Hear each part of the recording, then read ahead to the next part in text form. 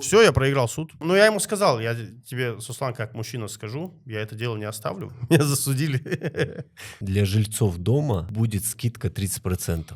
Это был очень серьезный маркетинговый ход. Оставим этот вопрос. Да, согласен. В воздухе. Может быть, зрители додумают. Объясни сложность ведения бизнеса здесь. Вот я, к примеру, не хотел бы, чтобы мой сын работал официантом. Да, давайте каверзный вопрос. Самые большие чаевые, которые ты оставил дома. Где вкуснее готовят? Дома жена или в Асе? Вопрос хороший был, кстати, я задумался. Подходит другая девушка с бутылки или с ноги там потом. Объясни людям, сколько ресторатор рубит бабла в месяц. Кстати, пусть в комментариях напишут у тебя, вообще как считают люди, это нормально или мне самому интересно, нормально ли для них, для людей в общем, человек, работающий официантом? То есть это низко для них, ну, как они считают на самом деле, или это нормально? Что ты можешь подарить нашим подписчикам, зрителям?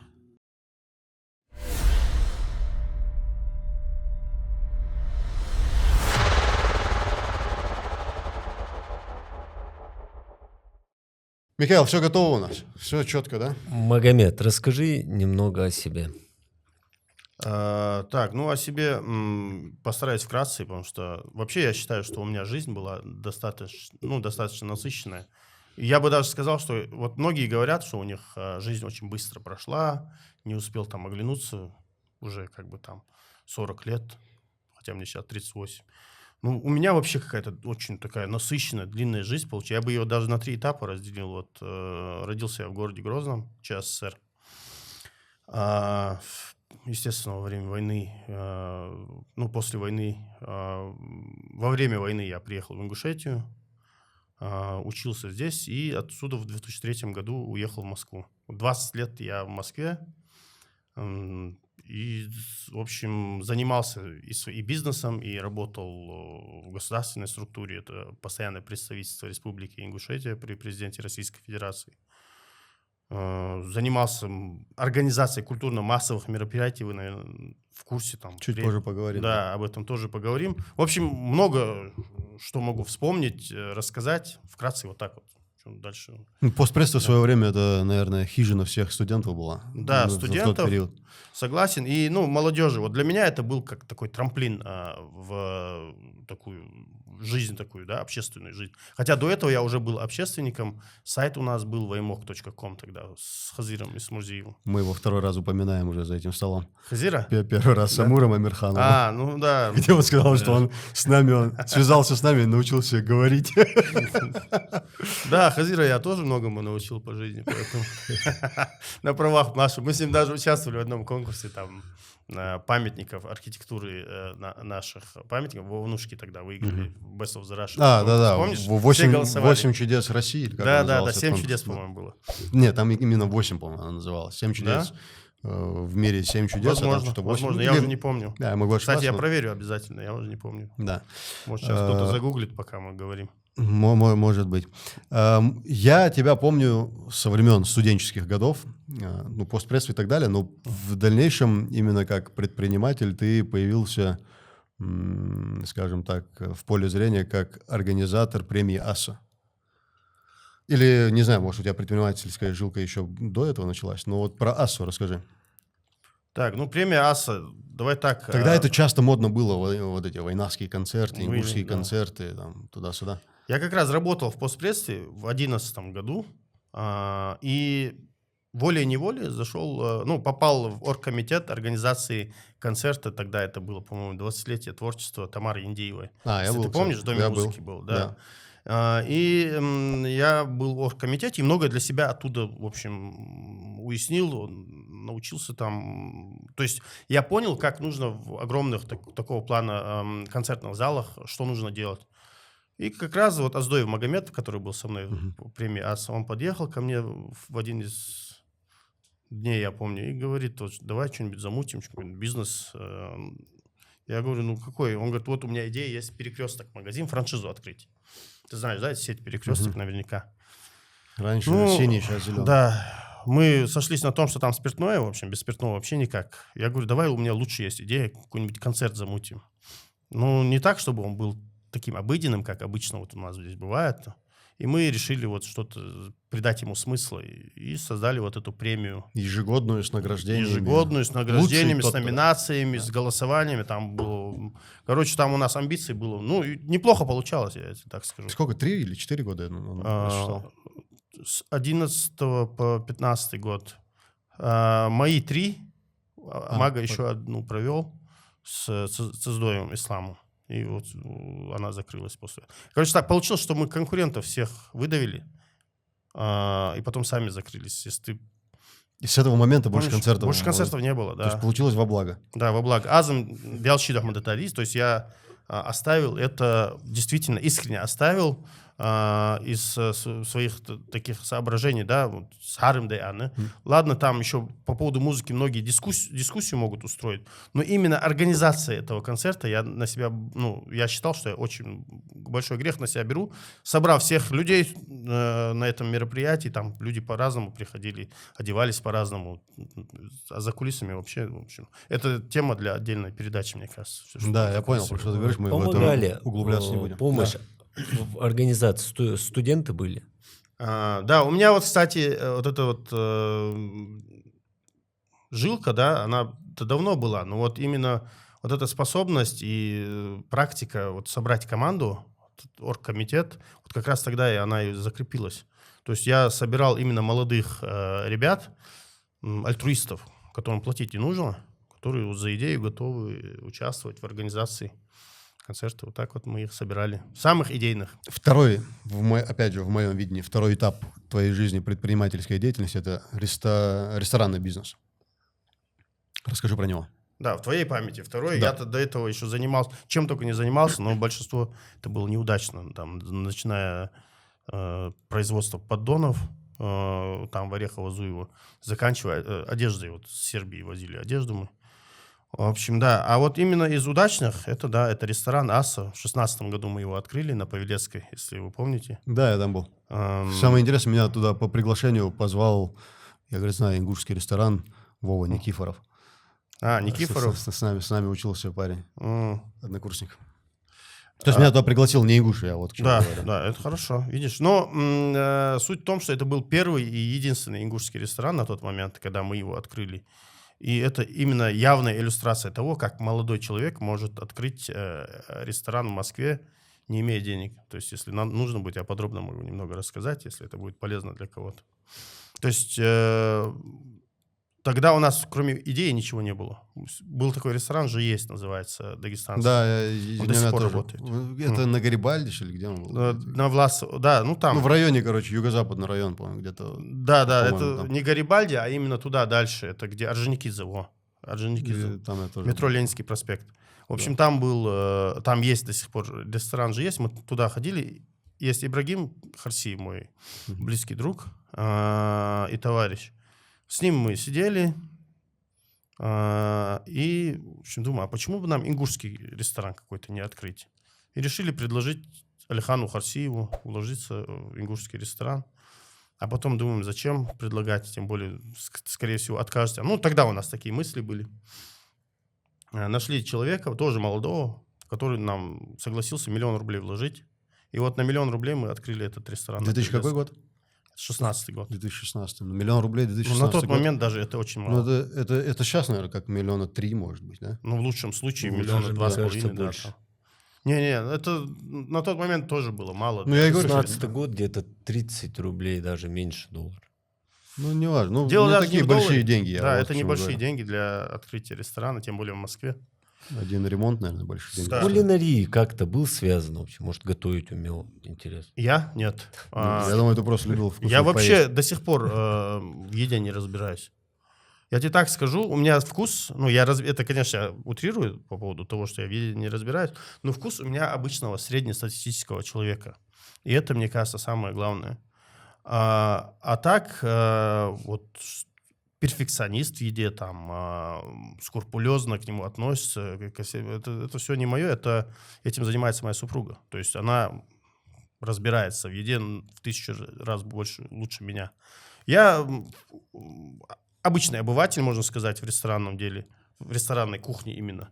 И, допустим, если нравится мне, значит, понравится всем. То есть это тоже. Я больше менеджер.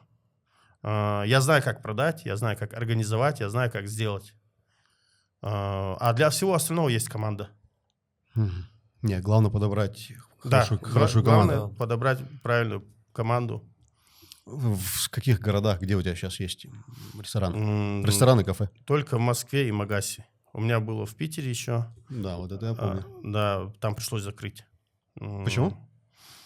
В торговом центре галереи на 4-м этаже Eat Market. Мгм. Там у нас на фудкорте была точка. Мы ее долго держали, минус. Ну, так вот получилось, все вкусно, но не зашло. Может быть, с локацией не угадали. Но фудкортов больше не было особо. Ну, галерея — это прям самое проходное Да, место самое в вот из Питере. этих соображений. Вроде мы не ошиблись с местом, но почему-то не зашло. Может быть, нужно было еще подождать. Времени не было у нас. В общем, закрыли. Это тоже... Вот у меня 2 неудачные точки, которые вот я за свою жизнь открывал, именно где я с минусом вышел. Это еще гавайская кухня. А в Ростове было что-нибудь? Нет, очень было. хотел я в Ростов, не добрался. Может быть, доберусь когда-нибудь. Ростов тоже актуальное Ростов, место. Краснодар, да.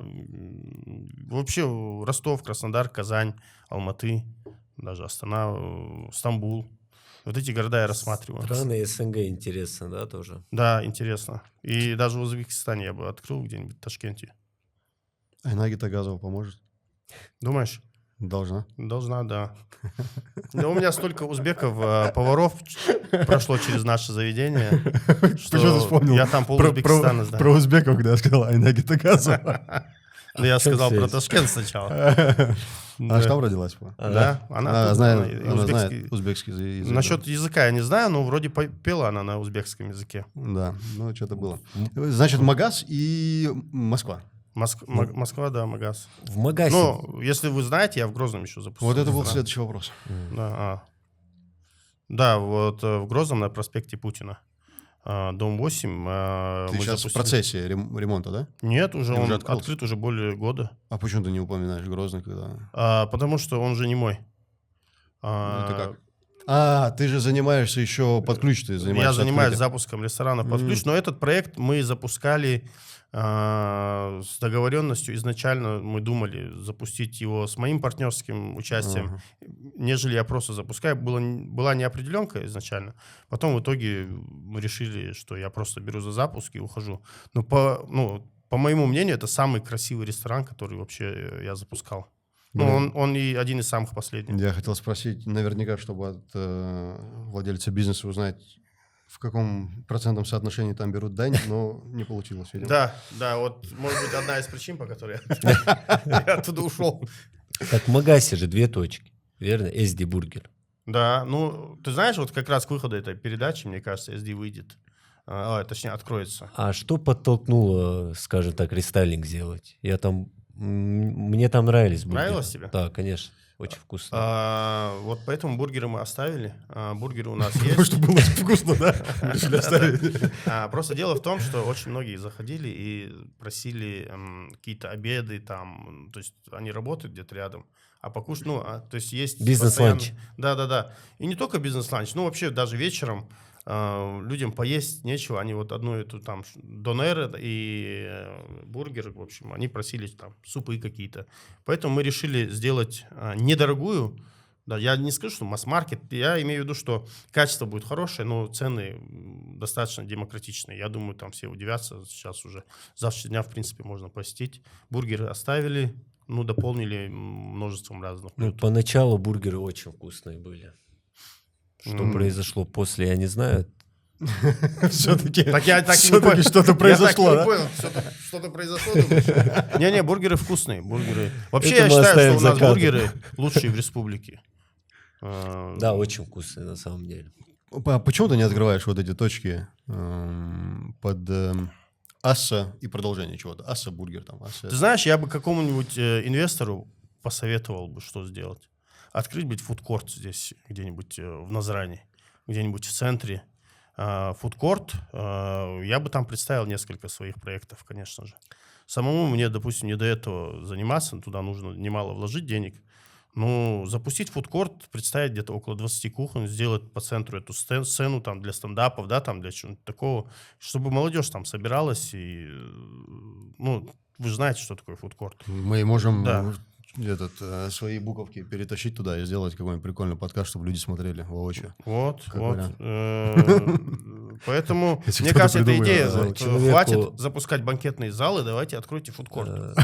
Человеку с медицинским образованием нужно объяснить, что такое фудкорт. Фудкорт — это, в общем, можно сказать, ресторанный дворик, где представлены несколько... Вот помнишь, в торговых центрах Несколько. были? Там Да, Макдональдс, да. там Ростикс, 5-е, 10-е, Да-да-да, вот они шли есть все. такая Вот это и есть тема. фудкорт. То есть общая посадка, а ты подходишь и выбираешь то, что хочешь. Но Так- при этом у тебя есть площадка, где какие-то стендап те же выступления, которые Да, ты, например, да. сказал.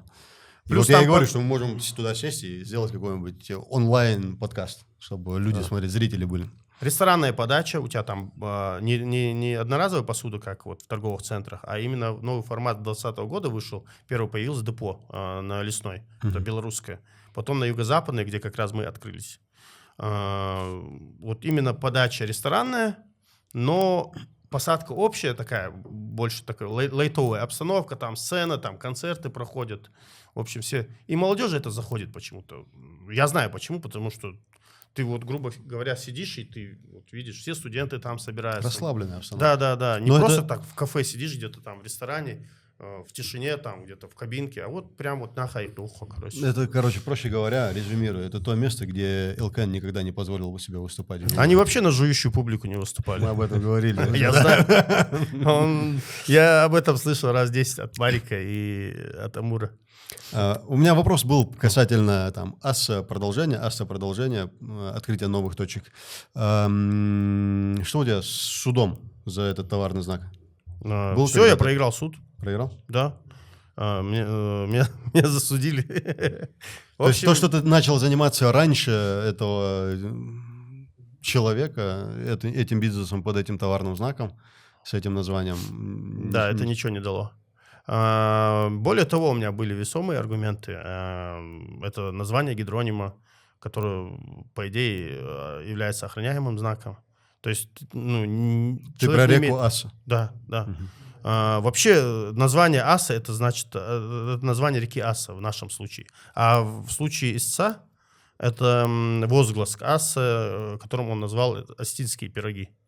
То есть и их продвигает. То есть он ест пирог, и у него... И у него, да, и- вот... и эмоциональный всплеск в виде вот Аса. Да. Ну, они же пироги, они же силу дают. И вот она не может сдержать этот возглас, он вырывается. То есть в этом смысле... С какой стороны? Да.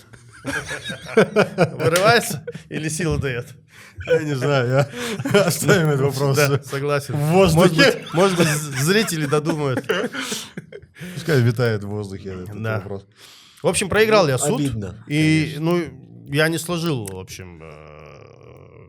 то есть планы у меня еще есть. Это название я оставил. На самом деле, если по факту вы посмотрите, придете на точку, вывеска у меня Афуд, а так на форме, на каких-то там медиа и печатной продукции везде Аса написано, и мы не паримся, все нормально. Проиграл ты в том числе с финансовой составляющей. 2 года я судился. Но до того, как я судился, я ему предложил деньги. Я говорю, давай, ты мне... Он со мной никак не выходил на связь. Я ему писал в Инстаграме, я нашел его в Инстаграме, Сослан, фамилию даже его забыл. Тедеев пускай будет. Что-то такое, да, что-то похожее. Я ему через знакомых осетинов на него пытался выйти. Он в отказную, он вообще не хотел со мной общаться. Никак просто. Я ему звонил на его точку, у него доставка, поэтому его там нет. Попросил его со мной связать. Напишите письмо Геттерцу. В общем, я предлагал и деньги, и соглашение заключить, вот, что у нас не будет пересечения продуктов. Я ему объяснил, что это, в общем, то есть наша река, которая берет истоки в Ингушетии, потом впадает в Терек, и поэтому это войнарская кухня, что-то связано с этим, как бы, это Так она объединяет. протекает, по-моему, только на территории Республики Ингушетия. Да, но впадает в Терек все-таки. Да. Эта вода попадает, Да. можно сказать, в Чеченскую республику тоже, она соединяет как-то наши народы. В общем, такой смысл я этому придал, никак не прокатил. После того, как я суд проиграл, кстати, курьезный случай, мы с моей женой летим в самолете, я-то плохо вижу, да, она его вздалека узнала, потому что я его фотографии показывал, выкладывал. Она говорит, это же он, а мы на Беслан летели. Я говорю, не может быть, да. И я к нему подхожу, И вот он сначала опешил вообще, откуда я взялся. Потом он мне всячески пытался объяснить, что он этот знак запатентовал, что вот то все. Ну, в общем, никак я его не смог тоже уговорить. Так и пока. Я ему сказал, я тебе, Суслан, как мужчина скажу, я это дело не оставлю. В любом случае, это название я постараюсь забрать рано или поздно. В общем, такой расклад. Вывеску пришлось убрать. Вывеску в Москве, да. Ну, изначально тебе администрация города убрала орнаменты ингушские. Это было тоже. А вывеску я сам не убрал, естественно. Они уже, когда написали в этот соответствующие органы, те пришли и сняли с меня. Ну, сам я добровольно ничего не снимал, на самом деле. Ну, чтобы у зрителей было понимание, у тебя было название Асса ресторана, Да. и вокруг этих букв был ингушский орнамент. Да. И без предупреждения у тебя сняли этот орнамент. Орнамент сняли, это вполне нормально, я ничего против не имею. Не соответствует. Да, я просто нарушил закон, там нужно было согласовать этот орнамент, фасад здания. Это ладно, орнамент. А вот именно вывеску на фудкортах мне пришлось снять. Ты знаешь, никто и не заметил, то, что я поменял там вывеску, и вот А-фуд написал в одном стиле. То есть я написал А-фуд, и мы это все позиционируем как это наша, как группа компаний, можно сказать. Да, А-фуд туда входит. И Бархан, узбекская кухня, о которой вы наверняка не знаете. Ну, Асса Фуд, короче говоря. Да, Асса Фуд, можно сказать. Пока что, лаконично из одной буквы. Да. Ну, знаешь, хоть тебя и заставили снять вывеску, но дом до сих пор называют дом Ас, кстати. А, здесь? Да. Ну, здесь-то я ее не сниму никогда. Я и не должен. В Ингушетии, кстати, я ее не должен снимать. В Ингушетии, так как гидроним Асса принадлежит Республике Ингушетия, мне это, ну, естественно, сам сказал, что он не против того, что он в Ингушетии. Именно в Москве она ему мешает. Потому что по его мнению, путают остинские пироги с Ассой. Так я говорю, тебе же плюс от этого. Ну, мол, вот нам звонят и спрашивают шашлык. Ну, грубо говоря. Пускай осетинские пироги с шашлыком будут внутри. Ну, я не удивлюсь, если завтра появится. Вот, Вы слышите, да? Ага. Подхватит идею. Да, почему бы и нет там. Дом ассоциирует с Ассой, это хорошо. Да. Это, мне кажется, это хорошо. Я так, ты знаешь, Мухаммад, я когда открывал Ассу в этом доме, там ничего не было, там были пустые помещения одни.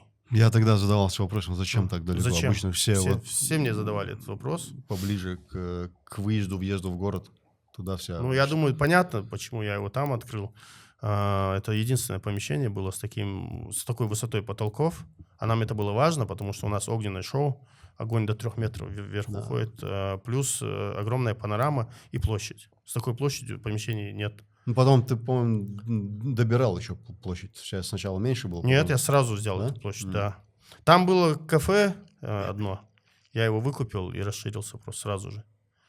Еще вопрос в том, что, мне кажется, я, в какой-то мере как бы доказал, что локация, это не самое важное в ресторанном бизнесе. Хотя тоже немаловажно. Если бы у нас локация была бы где-нибудь там возле башни, да, то мы бы еще, лучше работали бы, мне кажется. Мне кажется, наоборот. Локация хорошая, я бы не сказал. Мне кажется, наоборот. Возле башни Да. это пешком надо много пройти, а мы не любители пешком ходить. Нет, я имею в виду с парковкой. Я не имел в виду под башней где-нибудь. Я имел в виду там на Зязиково где-нибудь, вот где народ тусуется. Да. Да, тогда да. Там как минимум Знаешь, дом проходимость этот студентов. удобно называть при вызове такси. Дом Ас. Я, знаешь, вызвал один раз Аса, говорю, дом Аса. Мне таксист потом звонит и говорит, у гостиницы есть лац. Я с ним багаж. Айхадырхта адрес. Надрановская гостиница. Да. Поэтому здесь нужно обязательно уточнять. Пару минут назад ты сказал в самолете, когда рассказывал ситуацию, что плохо видишь. Для зрителя, наверное, стоит сказать, что почему ты сейчас в очках. Желательно. Хотя я, кстати, у себя на странице в Инстаграм ни разу выкладывал эту информацию, что вы не обижайтесь, если я мимо вас прошел. Если там где-то кого-то не увидел, потому что я вообще ничего не вижу. То есть я очень плохо вижу. Раньше я лучше видел, сейчас у меня зрение ухудшилось. Поэтому очки, освещение, яркий свет, я поэтому одеваю очки, потому что свет мне сильно мешает, у меня слезятся глаза. Да, проблемы со зрением, поэтому мне приходится в очках сидеть, не потому что там у меня такой имидж. Хотя многие говорят, нормально, смотрится все. Не, смотрится нормально, Да? но у нас зритель категоричен во многих моментах. Ингуши очень внимательные. Они Внимательны, да. мою кепку заметили в первом выпуске Заметили. подкаста. А я тебе что говорил до начала всех подкастов? Что говорил? Нет, я в кепке буду. М. В Я итоге её без не кепки сниму. сидит. Ты знаешь, Подходящий момент должен быть. вот днем, допустим, там на каких-то мероприятиях, там Деканмонт, да, взрослые люди, перед ними же неудобно в очках стоять, как бы, они же сразу воспринимают это как-то. Мне приходится снимать эти очки, и очень тяжело бывает. А А ты не ты... объяснишь им, что ты плохо видишь, поэтому ты в очках. Я могу тебе дать совет. Ты, когда на мероприятие будешь идти, просто бери палочку. Мгм. Да. Ну, Трость, сейчас, по-моему, Трость. было- Это жестко. По-моему, сейчас было не очень, да? Ну ничего, нет, мне не западло взять палочку, как бы, да. числе и юмористическое. Ну, раньше статусно было с тростью ходить от 40 Да, но лет. пока не в том Через- возрасте. Через пару А. лет тебе можно будет смело. Пока не в том. Думаешь, через пару? Ну, в 40 лет же раньше с тростью уже ходили. То есть это уже Ходили. статусно считалось. Сейчас, кстати, поколение помолодело. Если раньше возьми там, вот 38 мне сейчас, возьми там 38-летнего какого-нибудь там лет 30 назад. Я Ему видел, лет 50 дашь. ты как я минимум. видел фотографию в 10 классе своего отца. Это вообще другие лица. Да, да, Совсем да. другие Они, лица. Поколения достаточно помолодели, взрослые. также и болезни помолодели. И Если об болезни, этом. да. Был слух, что для жильцов дома, Зязикова 58, если поточнее, Ага. для жильцов дома будет скидка 30%. Улыбку Я не закончил. Ага. Я купил там квартиру, где скидка. Мгм. Ты купил квартиру в этом доме? Я надеюсь, не из-за скидки ты взял, потому что тебя кто-то обманул. Это был очень серьезный маркетинг. Я тебя жестко развел, да? Нет, а я-то что? Мне если процент дали с этого? Нет, 30% мы... Вообще, кстати, вот этот вопрос тоже важен. У нас нет скидочных карт, нет скидок в ресторане. Я объясню, почему. Я уже сталкивался с этой проблемой. Когда ты делаешь скидки, а тем более в Ингушетии очень много родственников, очень много знакомых. И дело даже не в том, что тебе их много раздать придется. Главная причина в том, что если ты кому-то не дашь эту карту, он на тебя обидится, он тебе об этом ничего не скажет, он просто не станет ходить в ресторан. И все. То есть те люди, кому ты дашь скидки, они будут ходить, а те, кому ты не дашь, они не будут ходить в ресторан. То есть это большая, на самом деле, проблема. Поэтому у нас нет скидочных карт. Единственное, мои близкие друзья, они получают скидку, потому что их знают в лицо. А так у нас Получается, покупка жильцам дома, квартиры- кстати, 10% скидка. Жильцам дома 10% скидка. Да. Жильцам дома, да. Да, да. Нормально. Это в все принципе. знают. А Ну, подожди, вот у тебя, это- в итоге у тебя есть это 10% скидка? ну, Есть ли? я Я ею не знал, ни что ра- он живет в этом я- доме. Я ею ни разу не воспользовался. Не, ну, если есть хата, но не проживает, считается? Считается, да, Ну, да. у тебя Ты есть состоишь в этом чате? Конечно. Ужасном. Гликвы. Да? Да. Где там Далберкат Мудовцинцы ресторана я. Состоишь, да? Там самое Ну, частое. там, ты знаешь, Помнишь, я я тебе же рассказывал? встречался с жильцами. Я встречался, мы садились за стол, все обсуждали проблему, связанную с Дымоходом. вентиляцией, да, проблему, связанную еще там с чем-то. Была проблема у нас, что у нас газовый баллон стоял там, когда газ отрубили, мы газовый баллон поставили. В общем, такие вопросы. Да, я согласен, но я навстречу, всегда иду жильцам навстречу, мы все сели, всех выслушали, все довольны, разошлись, все вроде нормально с жильцами. Ну, до этого были там жесткие такие эти высказывания. Ну да, на очень адрес. часто. У меня вопрос. Вот эта встреча у вас прошла у тебя в ресторане? Да, За столом? за столом. За столом. Еда была? Не было. Ну вот, по-моему, Хотя- скидки не даешь, кормить не кормишь. Следующее собираем. Магомед, ты не дипломатически подошел к этому. Ты знаешь, Не по-ингушски, суть скорее. Не в том, по-ингушски. что фуалцо, там были такие настроения у людей, что... Слишком много да. заказали бы, да? Не-не-не, прозвучало бы это с моей стороны как подкуп, тем более в вашем же чате. Кто-то, когда услышал, там 10% скидки дают, нас хотят подкупить, не соглашайтесь, что такие сообщения. У меня тоже свои скауты есть в вашей группе, которые... Получается, как жильцу дома 10%, а что ты скажешь на другое? Вот это складское помещение, которое вы снимаете, доступ к этому помещению через мою парковку. Там плюс 10 не будет. Слушай, ты недавно купил, я так понял. Слушай, что-то ты разъехался, да? Кто ты такой? Это большие неудобства. Да, Когда Жириновский рядом сам- стоят мешки, их заносят через мою машину. Выйди его, расстреляй его, чтобы я его больше не видел. Нет, я понял, у кого ты купил квартиру. У меня такой же вопрос был, стоял с человеком. Я, кстати, убрал свой склад. Я открою для тебя секрет. Теперь у меня там нет склада. Там чисто вентиляционное стоит. Платить который я мы сами тебе за него не буду. Да, Скидки я ничего 10% платить ты не буду. лишен. Короче, ты на 10... ладно. Да, не Ну, на будет. 10 этаже ты взял. 10 этаж тоже большой. Ну да. Я понял, да. Такая неудачная квартира. Не, нормально скаут Все у тебя там работает. соседи какие-то недовольные всегда в этой Да, квартире. особенно работает, внизу, соседка внизу. Не, я на самом деле с соседями дома работаю. То есть я со всеми общаюсь, сразу все отзывы обрабатываю. Я Слушай, действительно уважаю людей и их покой. Не, на самом деле, был бы у меня под носом ресторан, Мгм. там, ну, бывает же часто женатый, не женатый, холостой, не холостой, но всегда там дома готовить или что-то ждать, или нету возможности, или быстро, раз вышел, позавтракал, поехал дальше. По-моему, это прикольно. Да, Когда у удобно. тебя под рукой есть... Удобно. Тем более завтрак у нас Конечно. очень Ресторан серьезный целый. завтрак. Такой турецкий завтрак. Из-за этого я и говорю, я и на завтраках бывал. Кстати, вот этот кафе SD, который мы открыли, оно вот... То есть, я что хочу сказать. Кафе SD, оно недорогое кафе. То есть там можно недорого поесть. Вот если Аса, он такой как бы выше среднего, да, премиум класса. Выше среднего только для республики. Ну, Республика, вообще да. это... А так в целом там невысокие цены. А вот SD, он достаточно недорогой, но мы постарались сделать качество. То есть мы урезали меню, сделали такое небольшое меню, где мы можем позволить себе хорошее качество и невысокую цену. И сейчас вроде запускаем, Главное, и чтобы нормально. кофе было. Про принципиальность ты говорил, что раздать карты, там кто-то будет ходить, кто-то не будет ходить. Мгм. Сказать тебе принципиально, почему я перестал ходить в моменте в АСУ? Асу, да. Из-за включенных 5% обслуживания. Мгм.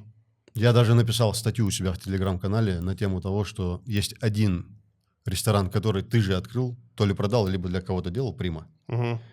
Единственный ресторан, где нету этих чаевых и классное обслуживание. Но сейчас у тебя тоже нету этих 5%. Нет, да. И в моменте ты убрал оплату безналом и включил вот эту комиссию. Я считаю, это, вот с 1000 рублей это 50 рублей, правильно, за Мгм. обслуживание. Да. А я оставляю, как правило, больше.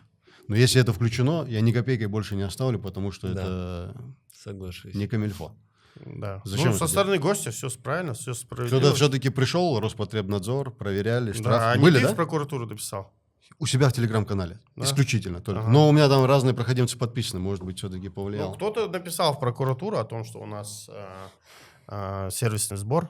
То есть это называется сервисный сбор. Ты знаешь, это такой дискуссионный вопрос, нужен ли он или нет.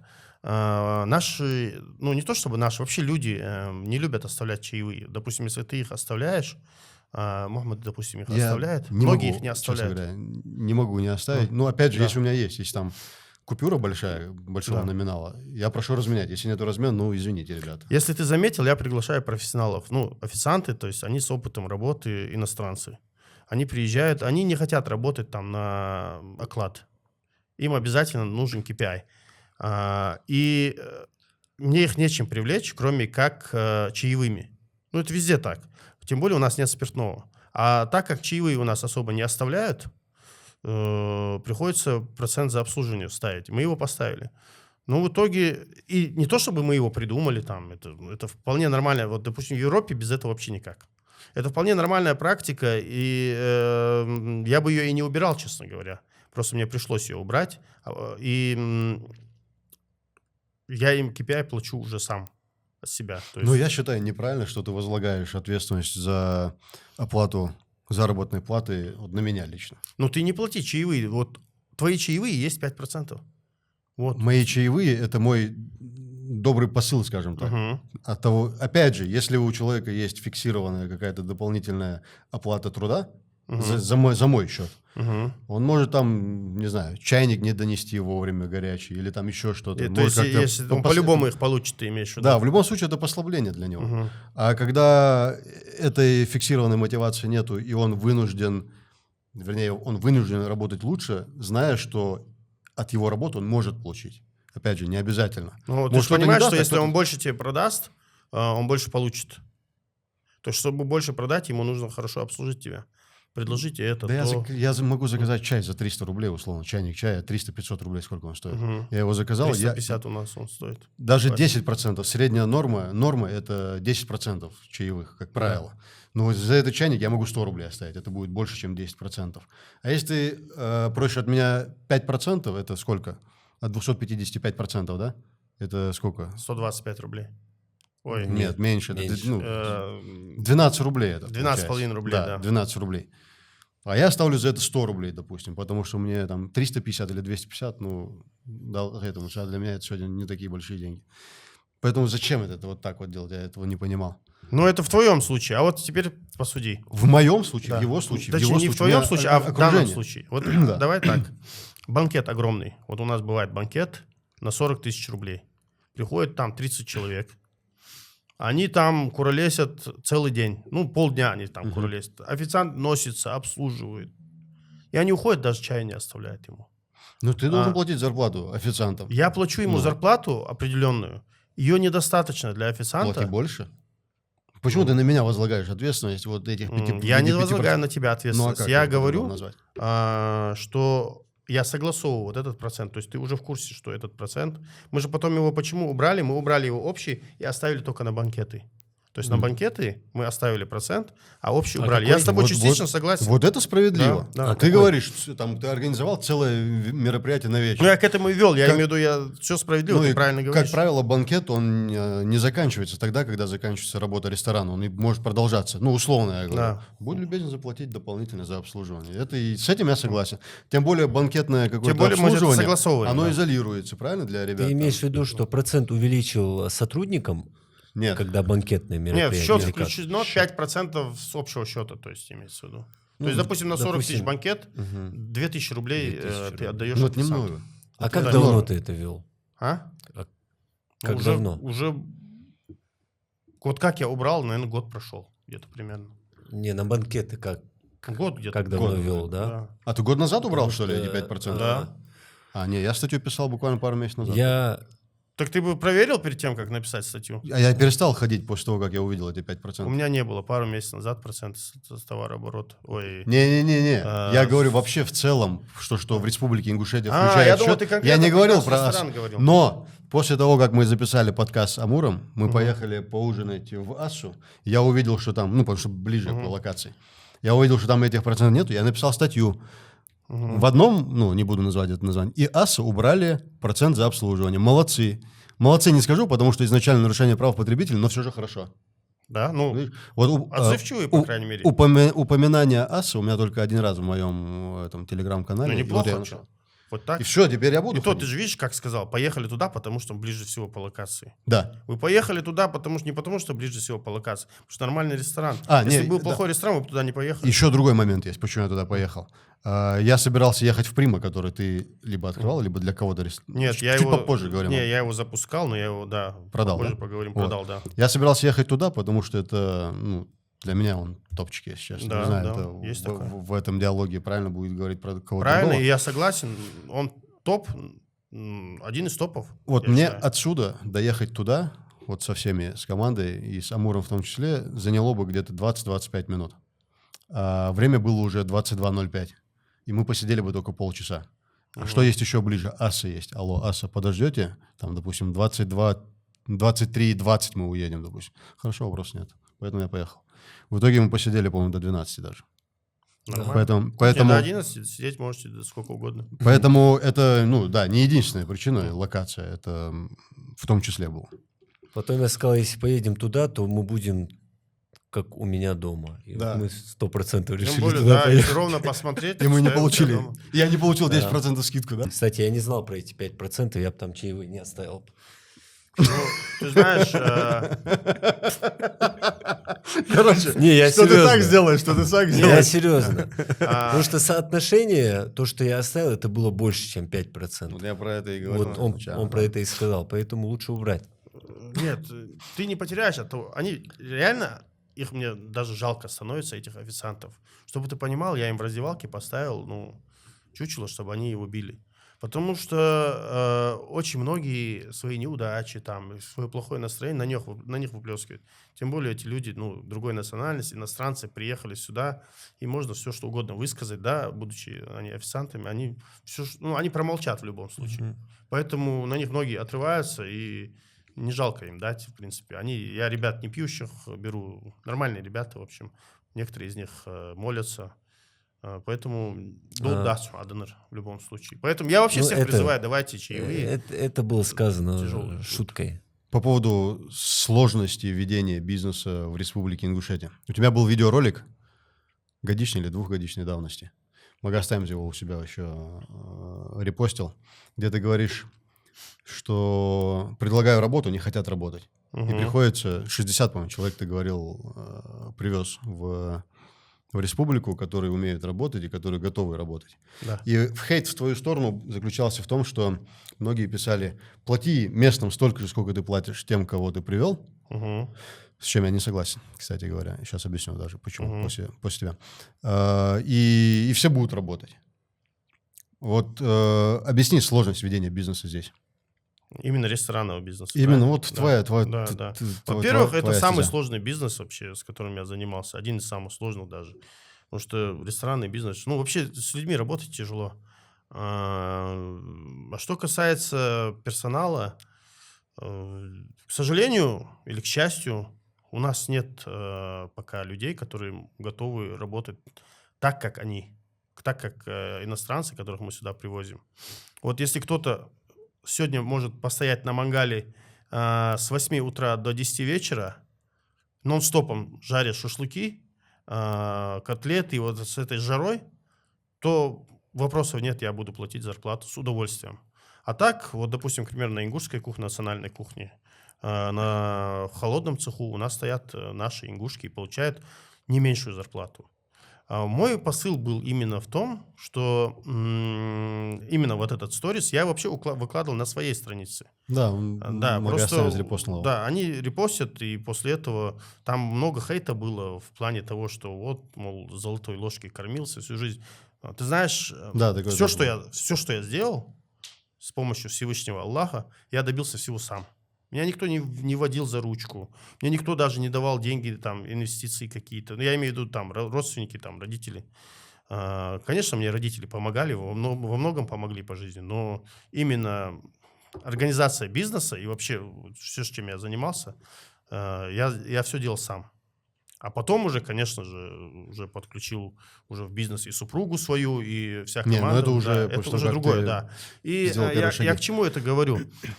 В общем, хейта было много, начиная вот с того, что вот кто такой приехал с Москвы и говоришь о том, как работать, где работать. Мой посыл был в том, что, ребят, давайте, если вы хотите работать, приходите в ресторан. Ничего зазорного нет в том, что вы повар.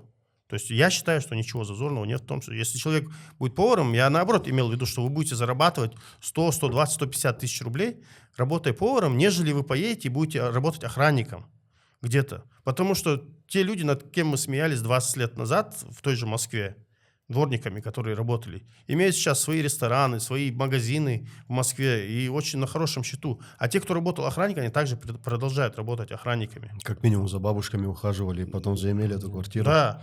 То есть у нас почему-то это зазорно, работать поваром. Хотя ничего зазорного. Вот сегодня в Стамбуле побывайте, вы ни одну женщину не увидите работающую.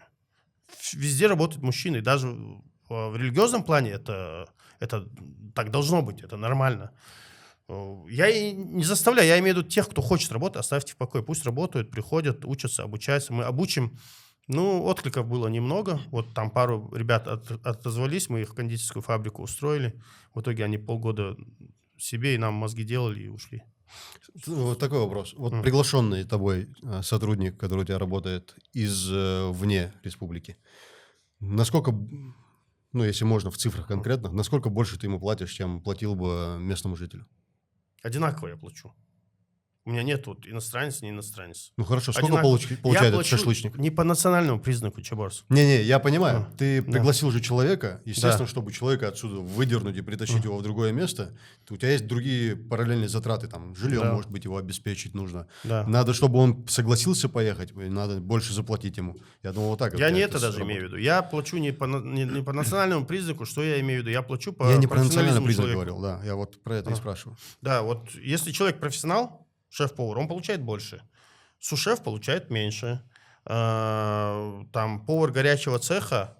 Все зависит от его задач. То есть плати нашим столько, сколько иностранцам, это вообще, ну, очень глупо как-то. Ну, я буду платить нашим, если наши будут работать так же. Вообще не вопрос. С удовольствием, потому что мне нашим не нужно за жилье платить, документы делать, регистрацию, постоянные вот эти проверки устраивают. Мне зачем? Я бы своих с удовольствием... В этом как раз и был мой посыл. Давайте работайте. Ну, То есть, если бы к тебе пришел, допустим, вот я пришел к тебе, да, я говорю, я хочу работать у тебя менеджером, условным. да. Но у тебя есть менеджер, которого ты позвал, допустим, из Москвы. Да, Неважно, какой он национальность, тот же ингуш. да. Но у него постоянное место жительства было в городе Москва. Ты ему заплатил, условно, 100 тысяч рублей в месяц ты ему платишь. Мгм. И пришел я. Ты мне не скажешь, там, за тот же функционал, за те же вот эти моменты, за которые ты платишь, тебе я буду платить 80, потому что ты местный. Тебе там не надо за жилье. Ты про там, за это. командировочные Нет, не говоришь, скажу. да? Не скажу. То есть ты будешь одинаково платить? и Да, тому, я и одинаково другому? буду платить. Почему я его привез вообще, менеджера? Потому что у него есть опыт рабочий, он знает вообще этот бизнес. А ты пришел, если ты не знаешь его, я тебе буду в 2 раза меньше платить для начала, пока ты не обучишься. И пока Но ты не впоследствии? дойдешь... Впоследствии, естественно, ты дойдешь до того, что... окей. Да, Поэтому вообще не так поняли твой посыл. так Теперь я вообще поним- об этом ничего не говорил. Я смотри, просто сказал о том, что... одно дело, когда ты у себя вымещаешь какое-то В своем сторис, видео, тебя знают люди, вот 3000 человек на тебя подписано. Да, они Подписано, знают, потому как что- я говорю, да. Камел, да. А потом взяли на 250 тысяч аудиторию, разместили твой видеоролик и, ну, и там все подряд Твой пошло. посыл был... Ты знаешь, мне даже родственники, камык, фуняк, камык, камял, мы что там. Вообще, аз камык камялым дыц вообще никогда. Камык с балбул жуну, камык аз камял дыц. Аз камял дыц сай страницы, ты сай бизнеса валяться хам, допустим, алышил жусу. Вообще, сай страницы фынна алышил жусу, нагасан аз нях хакки, нях синсу, трудится хочешь. Соответственно, я сказал там по своей работе, а наши, конечно, любят. И любое захейтит, и твою кепку, и мои очки, и что угодно. Ну, И часы Брейтлинг. твой посыл был, чтобы ингуши стали работать. Так же? В чем мой был Твой посыл? посыл был, чтобы Да, ингуши чтобы стали ингуши работали. работать. И Вот, к примеру, давай, Мухаммед, ты же стоматолог, правильно? Ассистент. Вот, с ассистентами у вас наверняка проблем нет. Вам не Да. надо никого привозить. Да. Потому что у нас куча ассистентов, там куча... Медиков много, да. Да. Ну, а мне-то, я-то не могу себе привести, точнее, я не могу себе найти легко мангальщика в Ингушетии. Вот как ты думаешь, много у нас мангальщиков ингушей? Я думаю, на рынке, авторынке в Сунже много. Когда-то это был самый вкусный шашлык. Да, Я думаю, да. не знаю, наверное, Нет мало. вообще мало. ингушей, нет, да. Ну, Я даже не когда видел. ты приглашаешь какого-нибудь иногороднего сотрудника, это в любом случае опыт развития как для ингушей, так и для Да, них, для да. приезжих. Вот у меня есть правильно ты говоришь? 2 сотрудника врача, они приезжие, ведут прием по определенным дням, и среди них есть и оперирующий хирург, который также ставит имплантат, и есть других специальностей. Вот и наши обучают. Вот, кстати, у нас повара, которые работают, но я имя не буду называть, женщина, она выходила на 1500 рублей оклад. Сейчас она 90 тысяч получает. С Она каким обучилась по графиком ходу работы? пьесы. Сколько дней? 6-1. 6-1. Да, по-другому в ресторане нельзя. Ну, 5-2. 2 через 2 можно, но они не хотят работать. Они хотят больше работать. 6-1 тебе не будет сейчас способствовать каким-то очередной проверкой? Нет, количество часов-то Потому немного что у неё. мы вырежем, да? Она-то в день там 2-3 часа работает. Ну все, тогда не надо. Ну, ничего сейчас не такая вырезать. тенденция идет, на самом деле, последние несколько лет, что все-таки ингуши стали работать. Если сравнить период где-то 2-3 года назад, наши ребята, молодежь, они не работали. Смотри, Я Ну, даже- давайте обсудим. Вот Можно я детский. договорю? Да. Ага. Один момент. И вот у меня такая дилемма была в мыслях. И я когда стал видеть, что в ресторанах, в кофейнях работают наши ребята, то есть из обслуживающего персонала, не из повара, а из обслуживающего персонала, я стал наблюдать, и мне это нравилось. Но потом я подумал об одном. Тут, если говорить про менталитет, чуть-чуть конфликтная ситуация возникает. То есть парень, замсек, обслуживает, а девушки сидят. Вот тут я уже стал перерассматривать свои мысли о том, что да, я вижу ребят, которые стали работать. Вот. Прокомментируй, пожалуйста. Дискуссионный, да. Прокомментируй, на самом деле, для дискуссии. Да. Я вот стараюсь не брать в официанты, с недавних, не с недавних уже, как бы давно, тоже ингушей. Хотя вот, к примеру, в Прима ресторане, да, у нас был официант, вот парень, да, молодой, вечно. В общем, он, зарабатывает в месяц, на тот момент зарабатывал 160 тысяч рублей. Для молодого, да, официант. Для молодого парня, ингуша, которому там 20 лет нет, это хороший заработок. Хороший деньги. Да. Для меня сегодня хороший заработок, 160 тысяч. Даже с долларом 100 рублей. Хороший, для Ингушетии, в принципе, да и вообще, это нормальный заработок для молодого человека. Он может себе позволить там уже... в тот же ресторан будущую жену сводить. Да. Где он еще заработает эти деньги сегодня? Вот если положа руку на сердце, без образования, где он заработает? Я считаю, что дайте тем, кто хочет, дайте работать. Допустим, не все орлы, не все там гордые, там, не все могут там, я не знаю, не все там докторскую защитили. Гордость. Не, мы сейчас говорим о том, я понимаю, о чем ты говоришь. Да. Я понимаю, о чем ты говоришь. Но есть люди не гордые. Есть люди, которые там воспитывались в определенных там условиях. У них нет таких понятий, допустим.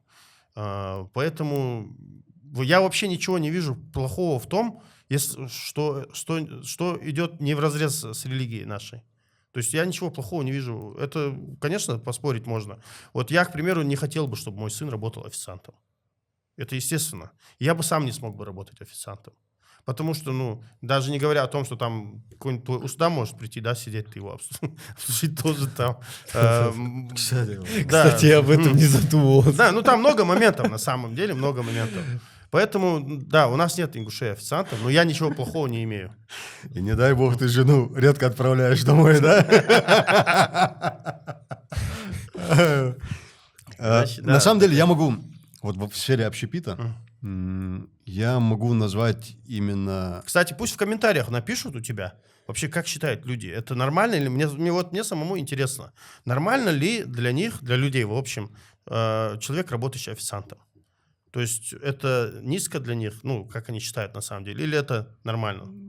В целом такой вопрос, без какой-либо конкретики. Без конкретики. Да, и так далее, без этого просто да или нет. Можно, конечно, аргументировать, почему. Окей, пускай ответят. Да, самого интересного. Просто это не то, что низко, а вот просто конфликт происходит в основе, в менталитете. К примеру, я тебе сейчас приведу пример. У нас в ресторане 2 девушки пришли, принесли безалкогольное вино.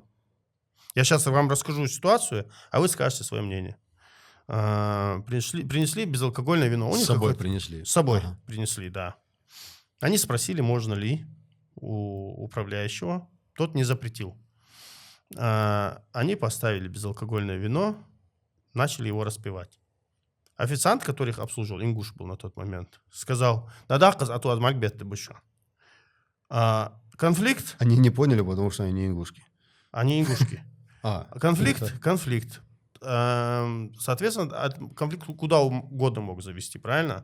Там они, допустим, позвонили бы кому-то, кто-то еще. То есть я, естественно, делаю выговор этому официанту. Прав я или не прав? Вопрос в чем? Принесли они алкоголь. Вот зачем им зачем им разрешили ставить безалкогольное вино? В любом случае, это такая провокация, да, для тех, кто сидит на других столах. Что-то вино. Они же не все знают, что мало ли оно алкогольное, да. Вообще, они неправильно поступили, эти девушки. Но это их дело. Не дело официанту им высказывать свое недовольство. У меня первый вопрос. По закону запрещено или разрешено свои... Со своим? Да. Запрещено, но если это согласовано, почему бы нет? То есть они согласовали этот момент. Они попросили, можно ли. Надо было отказать просто, и все. Надо было, но не отказали. Он прям так и сказал? Это была цитата? Да, он так сказал. Я не знал, что вообще существует безалкогольное вино. Ну, обычно Ну, сок я, виноградный. если бы сидел бы по соседнему столику, ну, бутылка, наверное, выглядит как обычная винная бутылка. Да, Да, она выглядит да, как да, вот... да. Я Мне, был бы допустим, уверен, с что распивают спиртное. Италии Я тоже, отправляли скорее бутылку. Блин, как же она называлась? Ну, оно просто восхитительное вино было. Ну, оно безалкогольное. Ну, из винограда тоже так же Ну, делается. короче, сок виноградный. Да, условно, виноградный сок, какой-то можно так специфический, сказать, да. Я не знал, Мгм. да, что такое существует. Ну, вот если бы я сидел по соседству, Мгм. Ты бы И- подумал, что это вино. я был бы уверен, что это вино, и, скорее всего, там, И допустим, подошел бы, Магомеду, я бы спросил? сказал, нет, я бы, наверное, ну, скорее всего, удивился бы, почему так происходит. Проходит там Мгм. мимо официант, наверное, что-то сказал бы, а почему распиваюсь туда-сюда. А если бы это не произошло, ну, я подумал бы, что это, ну, явно не ингушки. И вечером Магомеду, допустим, говорю, а вот Вася спиртное распивают. У тебя в заведениях были какие-нибудь курьезные случаи, когда дрались люди, Много. буянили? Да, ну, как у нас, ну, как бы не разливают, соответственно, нетрезвых людей мало. Ну, трезвые тоже могут себе исполнить. Например? Допустим, вот там 2 женщины у нас было. Там один сидит с этим, ну, с девушкой. Подходит другая девушка с бутылки или с ноги, там потом она в общем, бьет эту другую женщину, там все вскакивают, там целая паника. Выясняется, там у них свои какие-то между собой, это, в общем, дела, я даже в это не лезу. Просили потом удалить из видеокамер, съемку дать. Мы же не даем, у нас и нет. Мы онлайн. Обязанности, как я понял. Да. Ну, мы онлайн записываем, но не храним информацию. Поэтому бывают такие случаи. А в чем была причина, чего они подрались? Ну, я думаю, сцена ревности, мне кажется. Так, я даже не знаю. Ну, я надеюсь, не в браке были парень и девушка. Я тоже надеюсь, да. Ты надеешься на не в браке та, которая подошла, или с той, который сидел? А неважно. И в том, и в другом случае это очень Ну, было бы плохо. неплохо, если бы они все были в браке. Там как раз из-за этого наверное, была драка. Потому что мог быть и второй брак. Не, я имею в виду 2 жены, как бы, Да. одного мужа. Вот я и говорю, одна, наверное, была жена, а вторая... Ну, то есть меня позвал в ресторан, а ее не позвал. Точнее, ее позвал, меня не позвал. Сегодня же мой день, аж я. Да, возможно. Все, что угодно может быть. Я вообще себя приучил к тому, что может быть все, что угодно. И обычно самая невероятная история, она бывает самой, ну, вероятной в итоге, как выясняется. Мгм. По поводу Ассы. Планируешь ли ты расширять бизнес путем франшиз, продаж франшиз? Ну, опять же, это, наверное, может, не под эгидой названия, Да. ну, Афуд. Пускай будет так. Да, я не планирую. Потому что у меня уже есть один неудачный опыт на Никольской, помните, ресторан? Я у себя на странице... Ты обычно изучаешь, да, своего спикера? Ну, на Никольской я не знаю. Не знаешь, да? У Я нас, не в знал общем, эту информацию. прямо рядом с Кремлем, 100 метров от Красной площади, мы открыли ресторан на Никольской. Это был самый топовый ресторан, самый такой посещаемый он получился. Как его вообще открыли? На меня вышел человек, попросил, говорит, можно вашу франшизу? И на что, ну, у меня не было такого опыта франшизы. Я сначала отказался, но он меня уговорил. Ну, реально уговорил меня. Вот меня подкупило вот то, что это Никольская, меня подкупило вот то, что Красная площадь, вот такое дело мне. Помещение меня подкупило. Мы там открыли шикарный ресторан. Просто крутой ресторан. 100 метров от Красной площади. Всем очень он нравился. Там полная посадка. Ни одного места свободного. Люди бронировали задолго. Ну, когда деньги пошли, естественно, я уже говорил об этом в предыдущем подкасте, я был на другом подкасте. Когда люди, в общем, пошли, что-то человек, ну, сам понимаешь, деньги людей портят. Короче, он начал искать причины для того, чтобы расторгнуть со мной договор, потому что у нас помимо паушального взноса еще был этот роялти. Да, роялти. 5%. Соответственно, 5% с выручки он должен был С выручки или отдавать с мне. прибыли? С выручки, не с прибыли. Мгм. 5% с прибыли — это вообще ничто. вот. 5% с прибыли, причем туда входил, ну, как бы 1% там шел за маркетинг. Мгм. То есть именно вот этот маркетинг, его, ну, в общем, почему-то на стадии заключения договора это нормально было, а потом что-то у нас...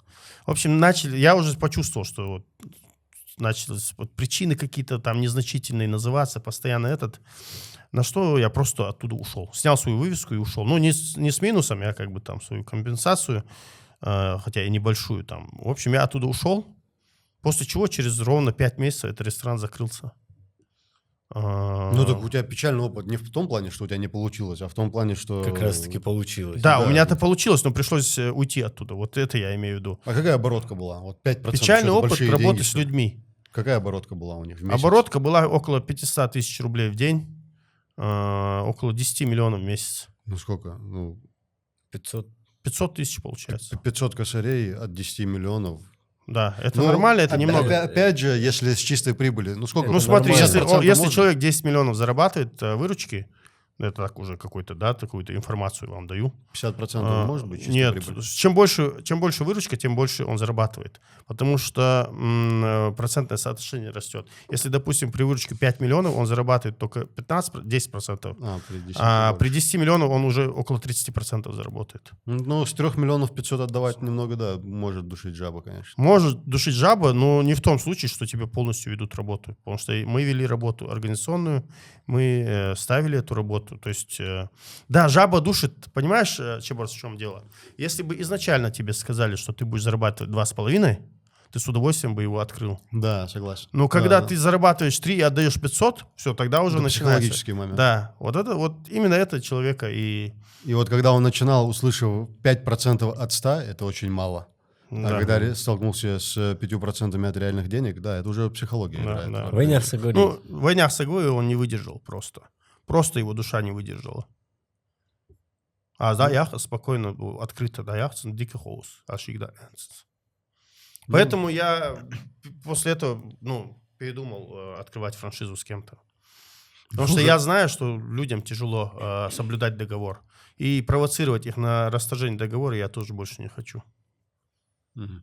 А соблюдение договора, как мы знаем, это основное вообще, что характеризует мужчину как мужчину и мусульманина как мусульманина. То есть это основной, да, один из основных таких фундаментальных таких вещей, которые должны быть присущи мужчину. То есть соблюдение договора. Раньше это было слово, раньше, еще в те времена, во времена пророка Мухаммада, алейхиссалам, слово и письмо. А сейчас уже о слове даже речь не ведут люди. Пишут. Ну, его тоже можно к договору, да, причислить. Вот слово. Вот я тебе даю слово, считай, мы с тобой договорились. То есть, допустим, я тебе слово дал, что я завтра подойду. Понятное дело, что в современном мире тяжело держать свое слово. Ну, реально тяжело. Сейчас столько событий. Вот, допустим, возьмем строителя. Какой строитель свое слово держит вообще? Я не знаю. Сдача объекта в конце Да. года, это, как правило, конец года через Да, 3 года. Реально тяжело соблюдать. Много факторов, Да, да, согласен да. с тобой. Да. Если раньше там легко было, там, я тебе завтра там 100 фиников дам, там, сейчас немного факторов побольше будет. И это ни в коем случае не оправдывает людей, конечно.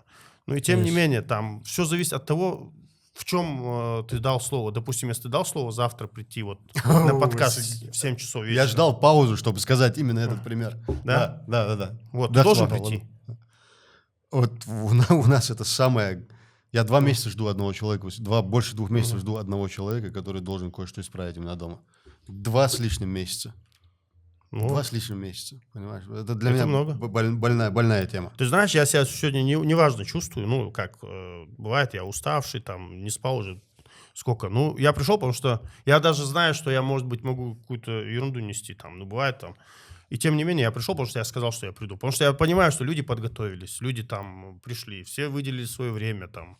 Кто-то настраивает... сколько людей задействовано? А я как бы, не приду. Это поэтому... А здесь другой вопрос, Чебоз. Если он тебе сказал, что он придет в такое-то время и не пришел, или же он тебе просто обещает, да, я когда-нибудь приду, и не приходит 20 лет, немного разные вещи. Не, завтра приду было. А, да? Завтра Ну, приду, 2 с лишним месяца нету. Ну, давай сейчас, пользуясь случаем, скажем человеку, Я приди вчера уже. сказал, пользуюсь случаем. Да? Нормально, да. С Амуром вы говорили? Не, это я... По телефону ему сказал? Это не про Амура. Амур-то вообще все... Нет, я имею в виду, я думал, вчера ты имеешь, когда записывали предыдущий подкаст. Не, я с тем человеком, говорю, связался, ему... Ты сказал ему не приходи? Я не совсем понимаю, о ком речь идет.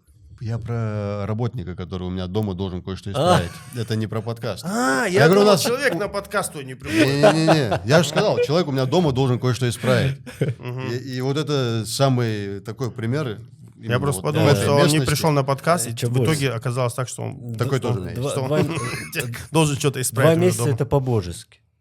Ну, походу, да. Кстати, да, 2 месяца это нормально.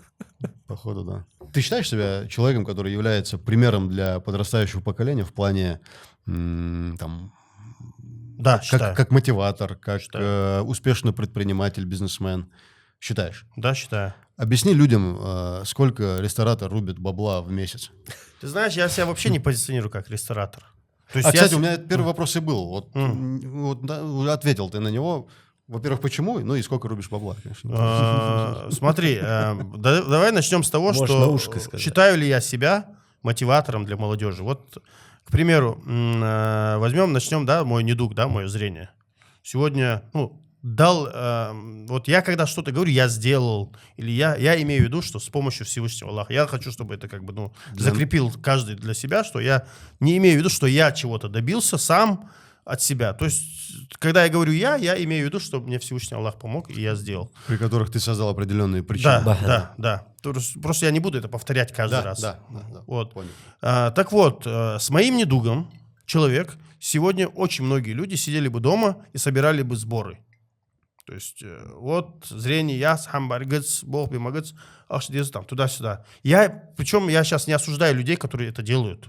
У них тоже есть свои причины. Но я, несмотря на это, решил работать. И всегда, вот, у меня зрение очень давно, плохое зрение, очень давно. И когда я начал зарабатывать, у меня оно было уже тогда очень плохим. Но меня это никогда не останавливало. Есть очень много причин, которые мне мешали. Мне очень тяжело давались деньги, всегда я очень тяжело зарабатывал, я действительно очень сильно работал, я и сейчас работаю. То есть я днем и ночью работаю. Я ночью, допустим, ложусь, я шерщу весь рынок недвижимости. Если для кого-то хобби это там просмотр сериалов, то мое хобби это посмотреть, что сегодня на рынке. Поэтому, это уже какой-то образ жизни у меня. То есть не считая какие-то религиозные моменты, которые нам приходится соблюдать, и с удовольствием читаем аскары, делаем дуа. Все остальное свободное время я уделяю как хобби вот именно изучению рынка. Изучению рынка, каких-то там новых локаций, какого-то масштабирования, именно стратегии. Всегда у руководителя должно быть время для стратегии. Потому что если я уйду в какие-то дебри, связанные там с розетками, где там как что починить, здесь сломалось, сам буду ввести мясорубку, которая сломалась, грубо говоря, на рынок для ремонта, у меня не будет времени для фантазии. Поэтому я должен максимально быть свободен для полета мысли. И это не просто там пафосные слова, это реально так и есть. И поэтому я считаю, что это, я пример для молодежи, именно тех, кто говорит, вот у меня нет возможности, у меня нет денег. Я именно тот, кто сам добился всего. Конечно же, с помощью своей команды, конечно, с помощью людей, которые рядом со мной. Без них бы я не добился. С помощью Всевышнего Аллаха. Но меня никто никогда не вел за ручку, не показывал, вот здесь заработай, вот здесь сделай так. Или никто мне не принес деньги, не сказал, вот на, запусти тебе на первое заведение, вот тебе первые $1000 там. Такого не было. Вот с нуля все можно сказать сам. Первый заработок. Вот ощущение. Кстати говоря, Первый миллион давай. Я же совсем забыл. Первое упоминание о тебе, это было не Асса премия, это халяльный магазин на Ленинском. Было, да, но это не мой. Это не мой магазин, это да, поэтому я его обычно не упоминаю. Это магазин моих родителей. А даже больше скажу, мои родители, это был магазин моего старшего брата двоюродного. Это его магазин был. Потом мои родители занимались. И потом уже, когда этот магазин закрыли, я открыл другой магазин, халяль, чуть-чуть на подальше, Ленинском, по-моему. да, он подальше. Вот это, да, это наш магазин. Так, первый миллион. Первый миллион – это концертная деятельность. Это премия АСА. Сколько вот тогда лет тебе было? 25, по-моему. 25. Так, 2012 год. Сколько мне лет? 2011. 2011 год. Сейчас тебе 86 38 года. минус 12. Да, 38 минус 26 лет. 26 лет. Да, 25-26 лет мне было. Я вот заработал тогда первый миллион, и для меня это было действительно достижение. Я тоже похвастаюсь. Первый миллион, 26 лет. У тебя тоже? Первый миллион 26 лет, да. Это не считая, что я там где-то кому-то что-то должен. У меня там машина была, что-то было, должна. И вот свободные деньги имеется в виду. Первый миллион. Да, но прибыль твоя такая чистая получается. Чистая прибыль. Это Да. по кайфу ощущение. Тогда да, это уже- хорошее ощущение. Тогда уже и я скажу. Но Давай. мне хотелось бы больше, я просто... Речь об этом шла. Не про первый миллион сказать, он был чуть-чуть раньше, чем те цифры, которые вы озвучили. Мне больше хотелось бы сказать первые деньги, которые я почувствовал. Мгм. Ну, то есть что-то ты купил, да, весомое? Нет, заработал. Это Ну, мне реальную было- сумму, которую, ощутимую Да, сумму. Да. это были копейки, просто сам факт ощущения этих денег. Мне было 6 лет, тетя мне подарила Sony PlayStation на тот момент, это какой год был? Первый Это сон, первый сон. 98-й год, мы только приехали с Грозного. И она подарила, она сама в Москве жила, и она через отца передала Sony. Я соседей звал, и за деньги им давал игра. И я помню, вот эти деньги, это было прям вот что-то неописуемое. Я до сих пор гонюсь и пытаюсь от этих денег, которые я сейчас зарабатываю, получить вот эти ощущения. Кстати, По-моему, это как большой развод, нет? Соседи. Ну, возьмем... Почему? Давай Они так приходили с рассуждать. удовольствием, мне давали деньги, чтобы У тебя был поиграть. PlayStation, Да. правильно? Да. Тебе его тетя купила. Это Да. уже кто-то вложился в твой бизнес. Вот я, допустим, в 6 лет тоже зарабатывал, продавал учебники. Я брал учебники вот этих своих старших сестер, у соседей, я просил учебники, набирал тележку там, ну, небольшую, и шел в микрорайон, вот с Калинина поселка вот до микрорайона, там идти, наверное, километров 5 пешком. Шел пешком туда и ходил по рынку, тоже мне было 6-7 лет, но это был 97-й год, по-моему. Не, 97-й год. 90... Пораньше. Да. Это мне Тогда- было лет 10, короче. Да. Лет 10 мне было. 96-й год это было. Это было как раз после Первой войны. В общем, ходил по этому рынку, кричал учебники, продавал их, я помню, по 30 рублей.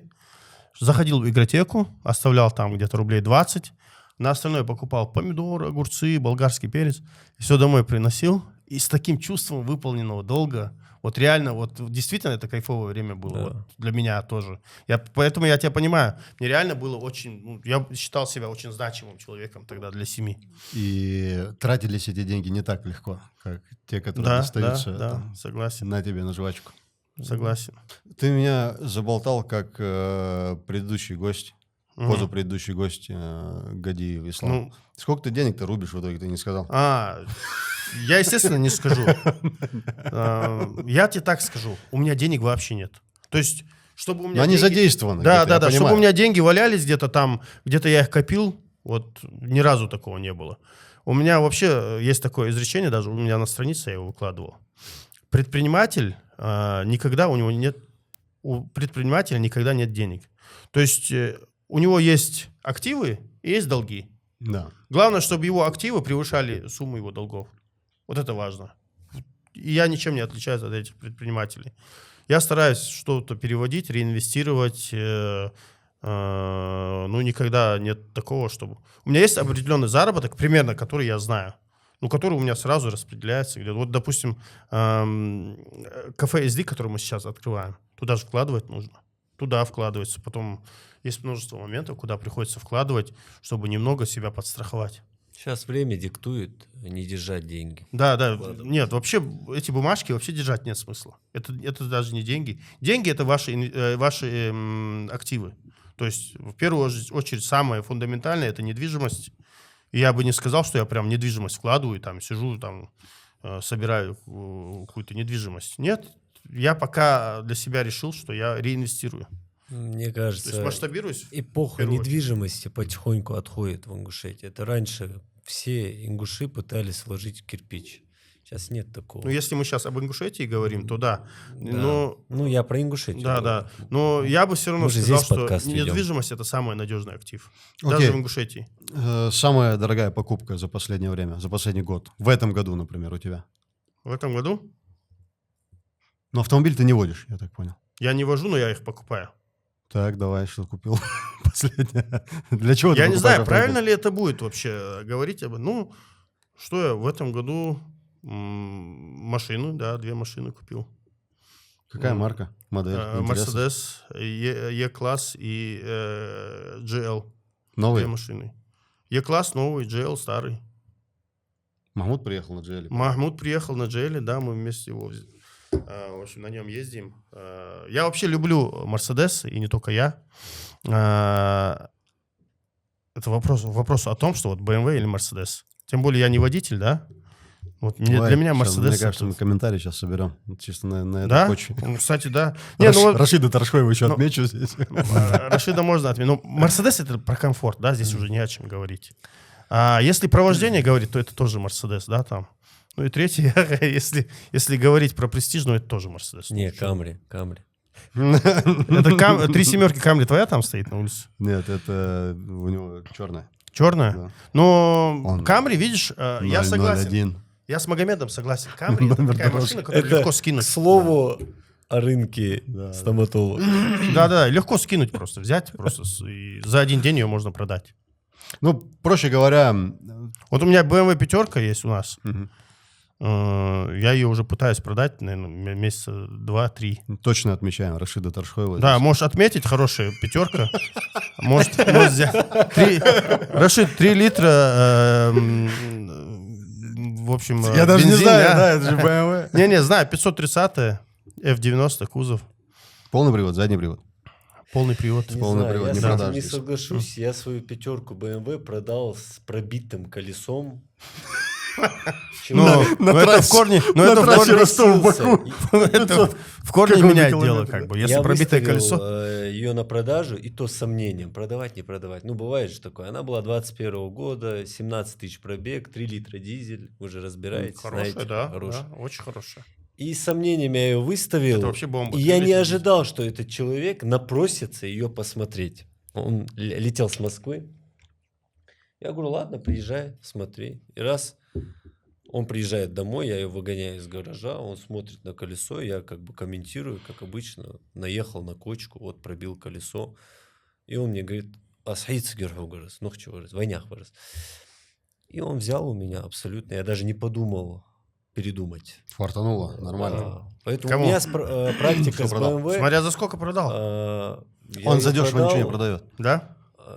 Потому что я не задешево, знаю, во это всяком случае. относительно- И ничто не ставит, да? Зубы не ставят, ничего. Относительно тех того времени я ее продал Да очень ладно, хорошо. посмейся, ты мы Да, шутим. не, я вообще говорю. Ну, щас Достаточно вот- хорошо, более чем хорошо даже продал. Магомед, Поэтому у меня давай практика вот с сейчас BMW, твой да. подкаст проведем немного, на 2 минуты. Вот сегодня поставить один имплант вот у тебя дороже, нежели вот у какой-нибудь другой стоматологии? Я не знаю цены соседних. Ну как, ты клиник. вообще не изучаешь, да? Я не изучаю рынок. Отвечая на вопрос. Мне не было Он интересно. настолько спец, что ему даже все подстраиваются под него. Да? Не, я же не к этому говорю. Я реально Не, я тебе говорю изучаю это. рынка. Тебя многие знают. Я Когда именно про это говорю. мне со стороны родственников и пациенты говорят, а рыночная стоимость такая, я у них спрашиваю, а как вы это определили, рыночную стоимость установки имплантата? В моем понимании это вообще это абсурдно, иметь рыночную стоимость установки имплантата. Но я знаю, что дорого. У тебя? Да, дороже. Мгм. Потому что мне про это говорят родственники мои. Мгм. Я не Которые знаю, не почему. получают эти несчастные карточки со скидками. Ты открой стоматологию что у нас в дороже. доме. А? В доме, где аса, открой стоматологию. И делай 30% Нет, скидку. тогда у тебя этот дом не аса будет, будет дом имплант Базоркин. Он так и называется, да? Имплант базар. Ну, это... Реально? Не, он в странице называется Неинтересно. имплант.базоркин. Мне интересно. Нет, клиника как называется? Ну, рекламу сделай. Нет. Мое имя это А, название это есть клиники. всё, принял. Да. Да. В каких городах ты планируешь еще открываться? Вот, допустим, меня очень интересует город Буро, Владикавказ. В Владикавказе вообще я даже не думал о том, чтобы там нужно Почему? открываться. Не знаю, я даже не знаю, у меня даже мысли такой не было. Даже не знаю, почему мне там нужно открываться или почему мне там нельзя открываться. Вообще не Ну, думал об этом. Почему? Большой город. Он в 2,5 раза по площади больше Назрани. По численности в 2 раза больше. Контингент намного проще, официантов найти легче. Это да. Момент с традицией, менталитетом Просто спадает. там ресторанов немало, насколько я знаю. И Там нету халяльных ресторанов. Нету, да? Ну, Ну, практически. есть, наверное, кафе, да? какие-то? Практически нету. Ну, там не считаешь. Ну, мысль ты шаурмяшек мне туда. подкинул, действительно. Нужно задуматься. Удобно, легко. С Владикавказом работать легко, тем более он рядом, Да. здесь полчаса езды как бы. 25 километров. Подумаем об этом. 25 действительно. километров. Я Да. многим советую. И, ну, Не, что-то... в этом Но- проблем нет никаких. Вот, я С и удовольствием. считаю. Да, ну, с удовольствием. Надо же. Да, согласен. Кстати, действительно, я об этом подумаю. Удобно было бы. 298 квадратных километров, 303 тысячи населения. Основной Ну, потенциал... без спиртного, ты думаешь, пойдет? Владикавказ? Обязательно пойдет. Да? Обязательно пойдет. Ну, много разных конфессий, национальностей. Во Владикавказе одна единственная мечеть. Во всем Кстати, этом если городе у одна кого-то единственная есть мечеть. какие-то... Ну, нам нужна локация, топовая локация. Мы с удовольствием рассмотрим. Хорошая локация, хорошее помещение, почему бы нет? Практически вся улица, проспект Мира. Тем более, ты знаешь, мы Пешеходная сейчас улица. РЗ ресторан будем запускать в горах. Нам все равно ездить через Буро постоянно. Вот, тем более. Да, Кстати да. говоря, расскажи про РЗ. Это тот действующий, существующий ресторан, который уже будет работать под твоим крылом? Да, да. Ты выкупил его? М? Выкупил его? Я на стадии переговоров по поводу выкупа. Пока я его взял в аренду на 10 лет. Мгм. Если мне продадут его, естественно, у меня под подушкой тоже деньги не лежат для выкупа этого ресторана.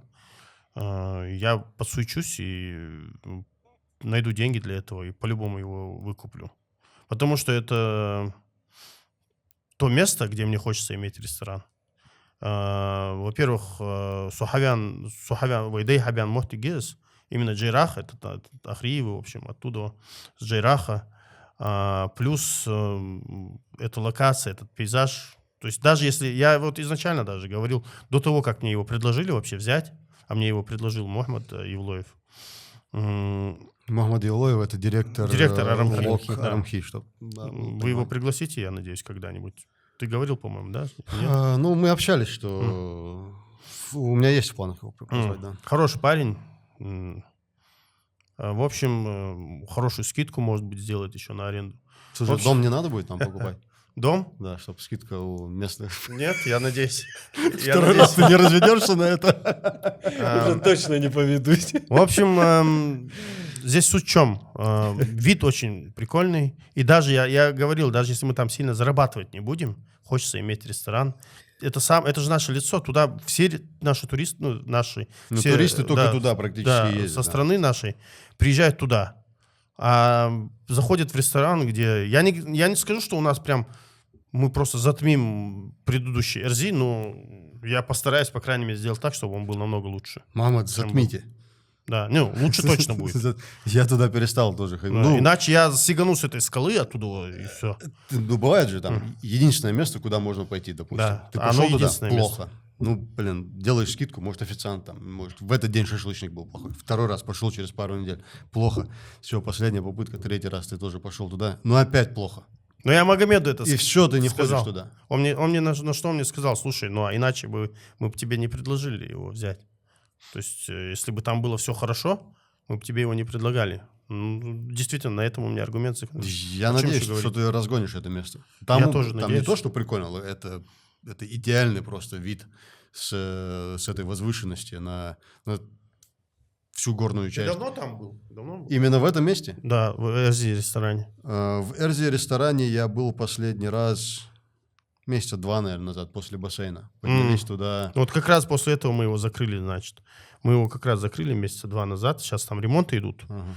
Дал Яндали, в начале января он будет уже работать. Мгм. И мы в первую очередь скинули все шторы, которые там висели. Ну, как можно такую панораму закрывать? Как можно такой вид закрывать?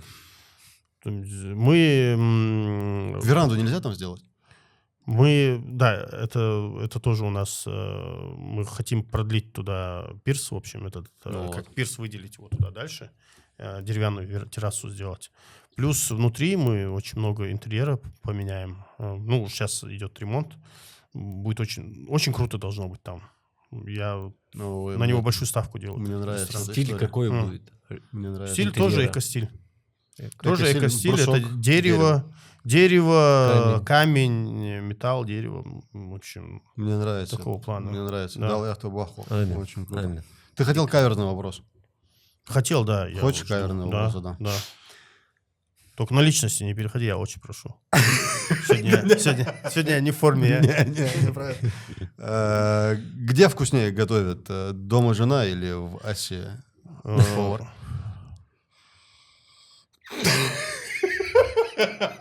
Ты просто ее несколько раз упоминал. Что-то, мне кажется, действительно это патовая история. Для меня дома всегда вкуснее. Вот реально. Но есть определенные блюда, которые моя жена не так готовит, как наш шеф-повар. Ну, реально, просто все зависит от блюда и от моего настроения. Ну, вопрос хороший был, кстати, я задумался. Думаю, кого обидеть, шеф-повара или жену? Не, почему обидеть? Ты мог сказать, что жена как раз какие-то моменты подсказывает.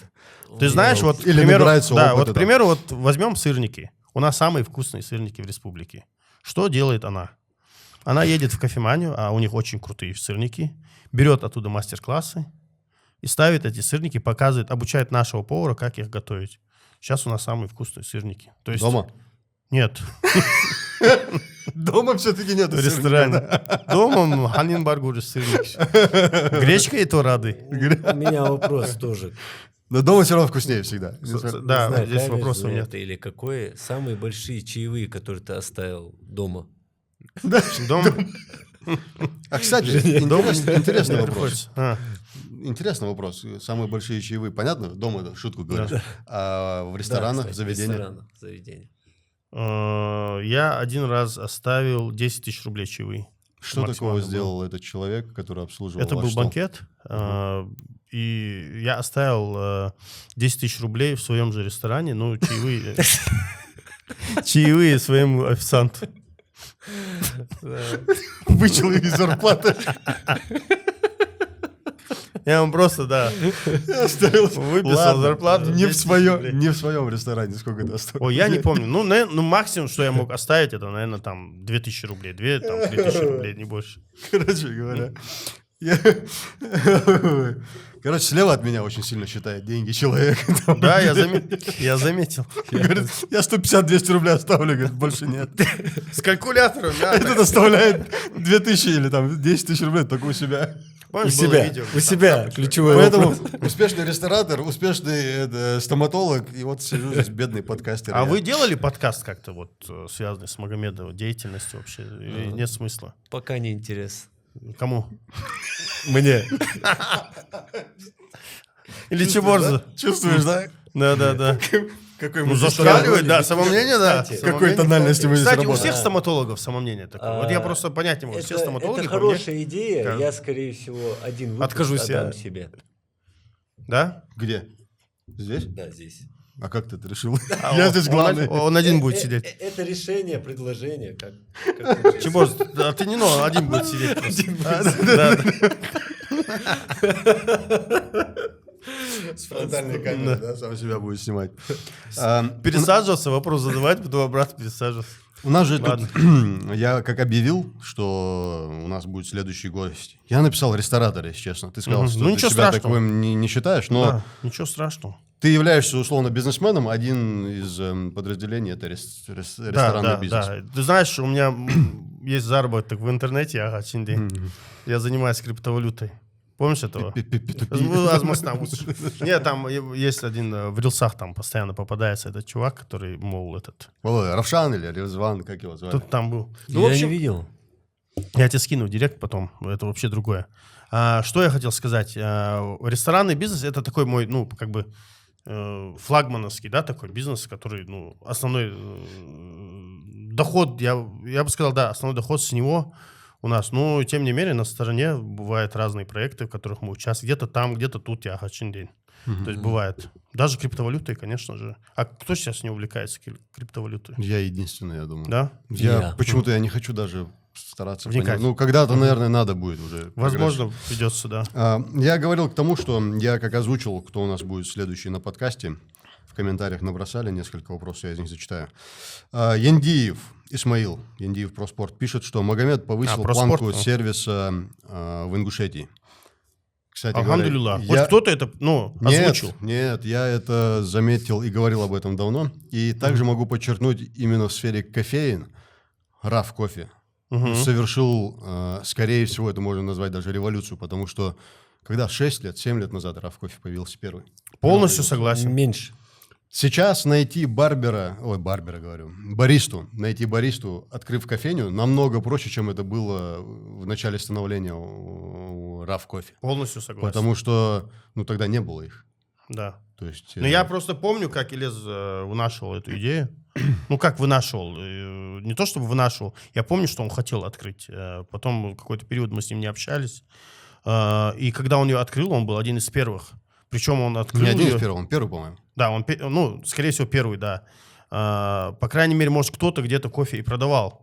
Ну, так, чтобы вот отдельно кофейню, вот именно с акцентом на кофе, профессиональным подходом никого не было. И он первый проходец, и именно он задал ритм, тон, наверное, да? Вот сейчас, как сказал один мой друг, кофе даже не для того, чтобы его пить, а просто чтобы он на фоне играл где-то. Вот да. Пошли там пообщаться, давай в кофейню зайдем. То есть вот эта тенденция пошла именно вот от них. Ты же повысил, я абсолютно согласен с Исмаилом, планку сервиса в том числе. Я всегда отмечаю, я не знаю, правильно это сейчас делать или нет, но я скажу, Прима. Это просто... Я не видел такого обслуживания, как в Прима, нигде. Я не знаю, ты задал, они продолжают или там... Я думаю, да. Почему нет? Потому что сотрудники-то в основном остались. Ну, это очень... Я здесь ни в коем случае не умаляю достоинств. Приму отмечаю, потому что я в Асе давно не был. Вот кроме последнего случая. Ты говоришь, Не, Прима хороший ресторан. Да. Прима отличный ресторан просто. Мы его и запустили с таким посылом. Я вообще считаю, что Прима один из лучших ресторанов на Кавказе. Ну, то есть, если взять интерьер, в общем, все в целом взять... Просто итальянская кухня у нас там не зашла изначально. Вот, я туда не пошел, потому что изначально она под итальянскую кухню заточена была. Ну, мне тоже не нравится. Ну да, что-то пасту кушать там, или неаполитанскую обгорелую пиццу для тебя, естественно. Да, я не зашло. А потом меня туда пригласил брат двоюродный, давай, говорит. Думаю, ну ладно, я все равно сытый, просто посижу. Ну давай я отвечу, я не знаю, вопрос это был. Это скорее всего, утверждение, да? Я немного прокомментирую его. По поводу планки. Действительно, я рад, что это люди отмечают, и ты это отмечаешь. Однозначно. Что мне не пришлось об этом говорить. Но так и есть. К примеру, я изучил рынок до того, как зайти сюда, в республику. Я его изучил, я побывал во всех заведениях, но мне реально не понравился уровень обслуживания. Поэтому мы постарались именно задать... Ну, вот мы задали тон, да, мы, может быть, сейчас где-то что-то просаживаемся иногда. Потому что такой ресторанный бизнес, его штормит. Там бывает, что ты где-то просаживаешься из-за текучки персонала. Самое важное — восстановиться быстро. Быстро заметить ошибки, быстро их купировать, разрешить эти ошибки. То есть все нивелировать, все проблемы. А именно конкуренты, после того, как ты задаешь тон, они все оживились. То есть все начали уже повышать свою планку. Они поняли, что им, чтобы выжить, нужно работать. Если раньше все, я уже говорил об этом, раньше, если все за 50 имели рестораны, то есть возьмем все рестораны, которые были до, там все владельцы, они уже в возрасте достаточно люди. Сейчас уже молодежь заходит в этот бизнес, и молодежь они знают тренды, они изучают конкурентов. Соответственно, уже будет тяжело. Чем дальше, тем тяжелее. Сейчас начнется, естественно, отбор. Вот скоро рестораны начнут закрываться. Многие будут закрываться. Уже закрываются рестораны, кафе. Но это ты уже про экономическую составляющую в стране в целом. Нет. Просто конкуренция. Не тянут конкуренцию. Да? Конечно. Здесь на душу населения уже много ресторанов. Поэтому некоторые будут закрываться. Многие до сих пор не знают, что они зарабатывают или не зарабатывают. Они даже они калькуляцию даже не просчитали. Они ставят от балды цену, допустим, какую-то за блюдо. И все. Или зарплаты высокие они ставят сотрудникам, думая, что если они перебили кого-то по зарплате, кого-то переманили там недобросовестным образом, они зарабатывают. Я знаю 2 ресторана, я называть, естественно, не буду, которые недавно открылись и уже закрываются. Я не скажу, что я рад, мне вообще без разницы. То есть я знаю, что свое мы все равно возьмем. Поэтому я не советую людям вообще открывать рестораны. Ресторан, хороший ресторан, это не про заработок. Хороший ресторан — это про имидж. Это и имидж, и Чем лучше сервис, ресторан, все как бы обслуживание, знаете, тем меньше они зарабатывают. Потому что им приходится очень много тратить на это все дело. Едем дальше по вопросам от подписчиков. Сколько ты зарабатываешь интонацией человека, который уже признан этим иноагентом? Ну, мы задали, обсудили, ты сказал, не скажешь, но мы плюс-минус поняли, что ты можешь позволить себе 3 машины в год. Я не понял, интонации кого? Все. 2 машины. Понял. 2 машины. Я просто не хочу его лишний раз писать, ему пиши там плашку. Плашку не надо. Не надо, я понял, да. Да, я тоже понял, чья интонация. Что ты планируешь открывать самое крутое и необычное? Давай вот эти вопросы, если можно, с короткими ответами. Да, базу отдыха. Я уже, как бы совместно со своими 2 двоюродными братьями, родственниками, мы взяли 2 гектара земли в Джейрахе и будем там открывать базу отдыха. Хорошую прям. Планируем, по крайней мере. На это уйдет лет 5. Сделай это как минимум как сервис в АСе. Да, мы постараемся сделать бомбу. Просто шикарную базу отдыха. Причем она будет заточена под наших жителей нашей республики. Доктор Зархаматова, я думаю, ты знаешь, кто это такой? Не слышал никогда. Конечно, знаю. Вот доктор Зархаматова, все-таки он не мог не сказать. Конечно, знаю. Нет, это... сейчас. Да, она тоже прекрасный стоматолог, я считаю.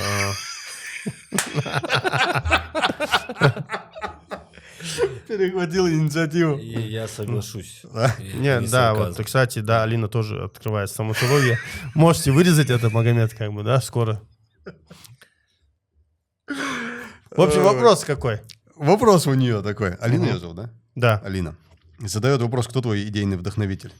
Судя по вопросу, я, наверное, понимаю, кто. Да, можно и так сказать, что, конечно, идейный вдохновитель супруга в том числе. У меня и мама может быть идейным вдохновителем. Но, ты знаешь, у меня идей немного. То есть идей у меня много, но я их мало воплощаю в реальность.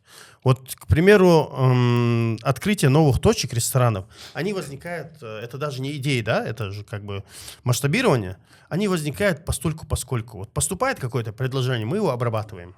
Советуемся и обрабатываем. Вот, к примеру, предложили ресторан Эрзи взять. Посчитали. У меня даже не было времени на то, чтобы отказаться. Я даже не рассматривал. Потому что у меня это в голове было уже 2 года до этого. Чтобы ты понимал, есть такая певица Лемон Эльгиева, наверняка ты знаешь. Когда она выложила панораму с видом на горы, я ей написал, я говорю, где это? Она ответила, это ресторан Эрзи. И вот... А я даже не знал, что есть, как бы, я слышал про него.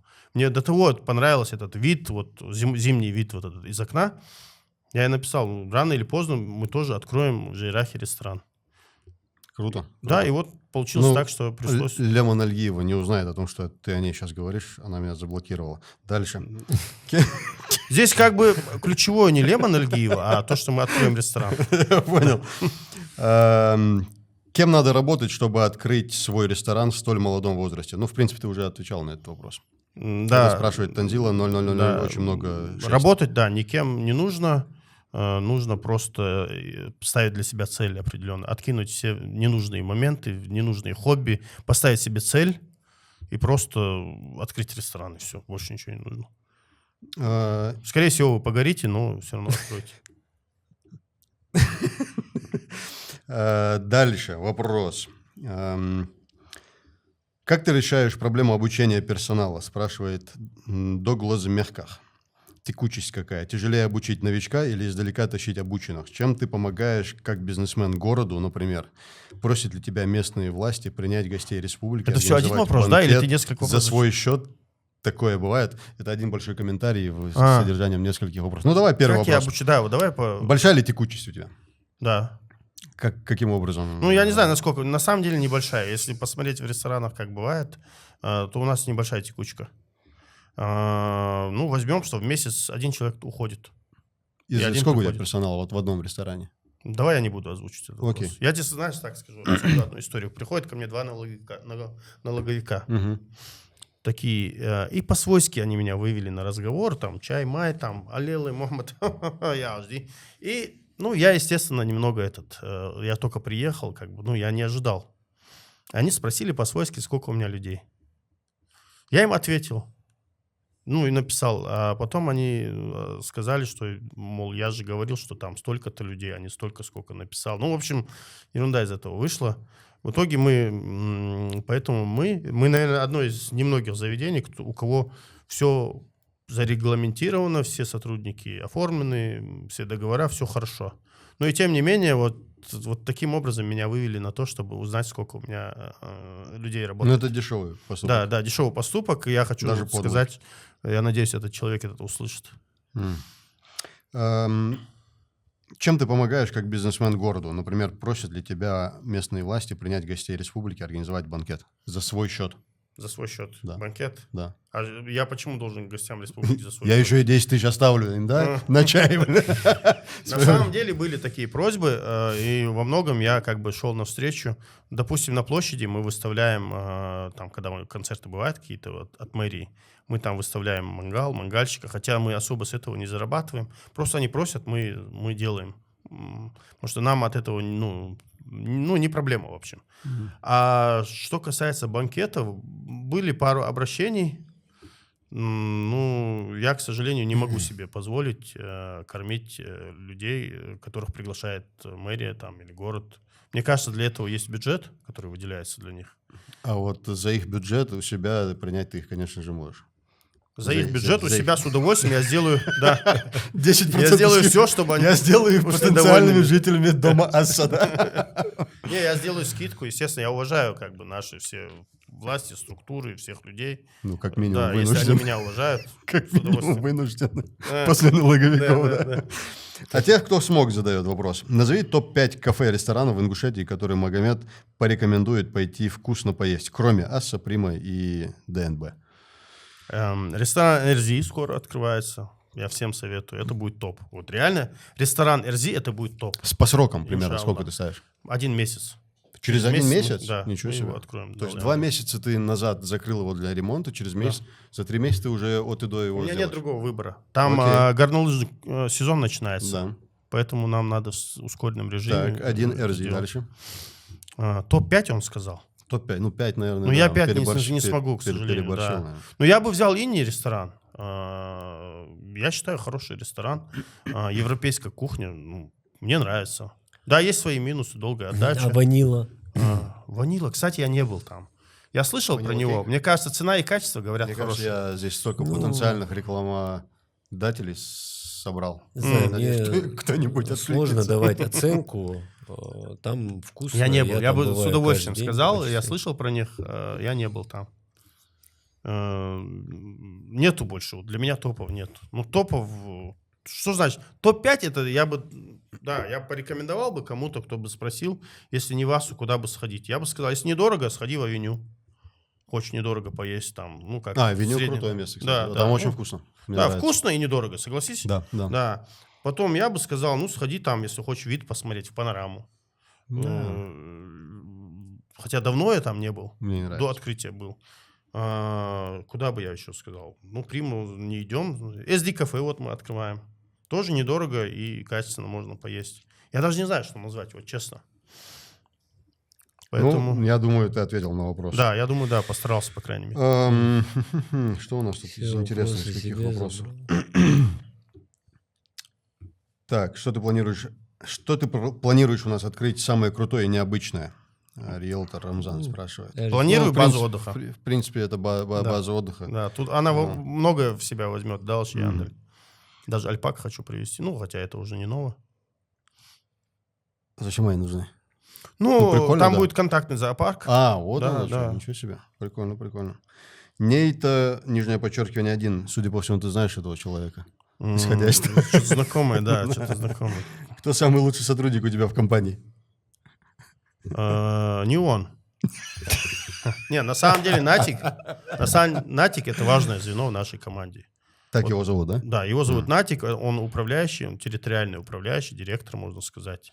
Без него мы стараемся ни одно совещание не проводить. В общем, Это не тот, кто подходил ко мне после сырого бургера. да, это тот, Да. кто подходил, да.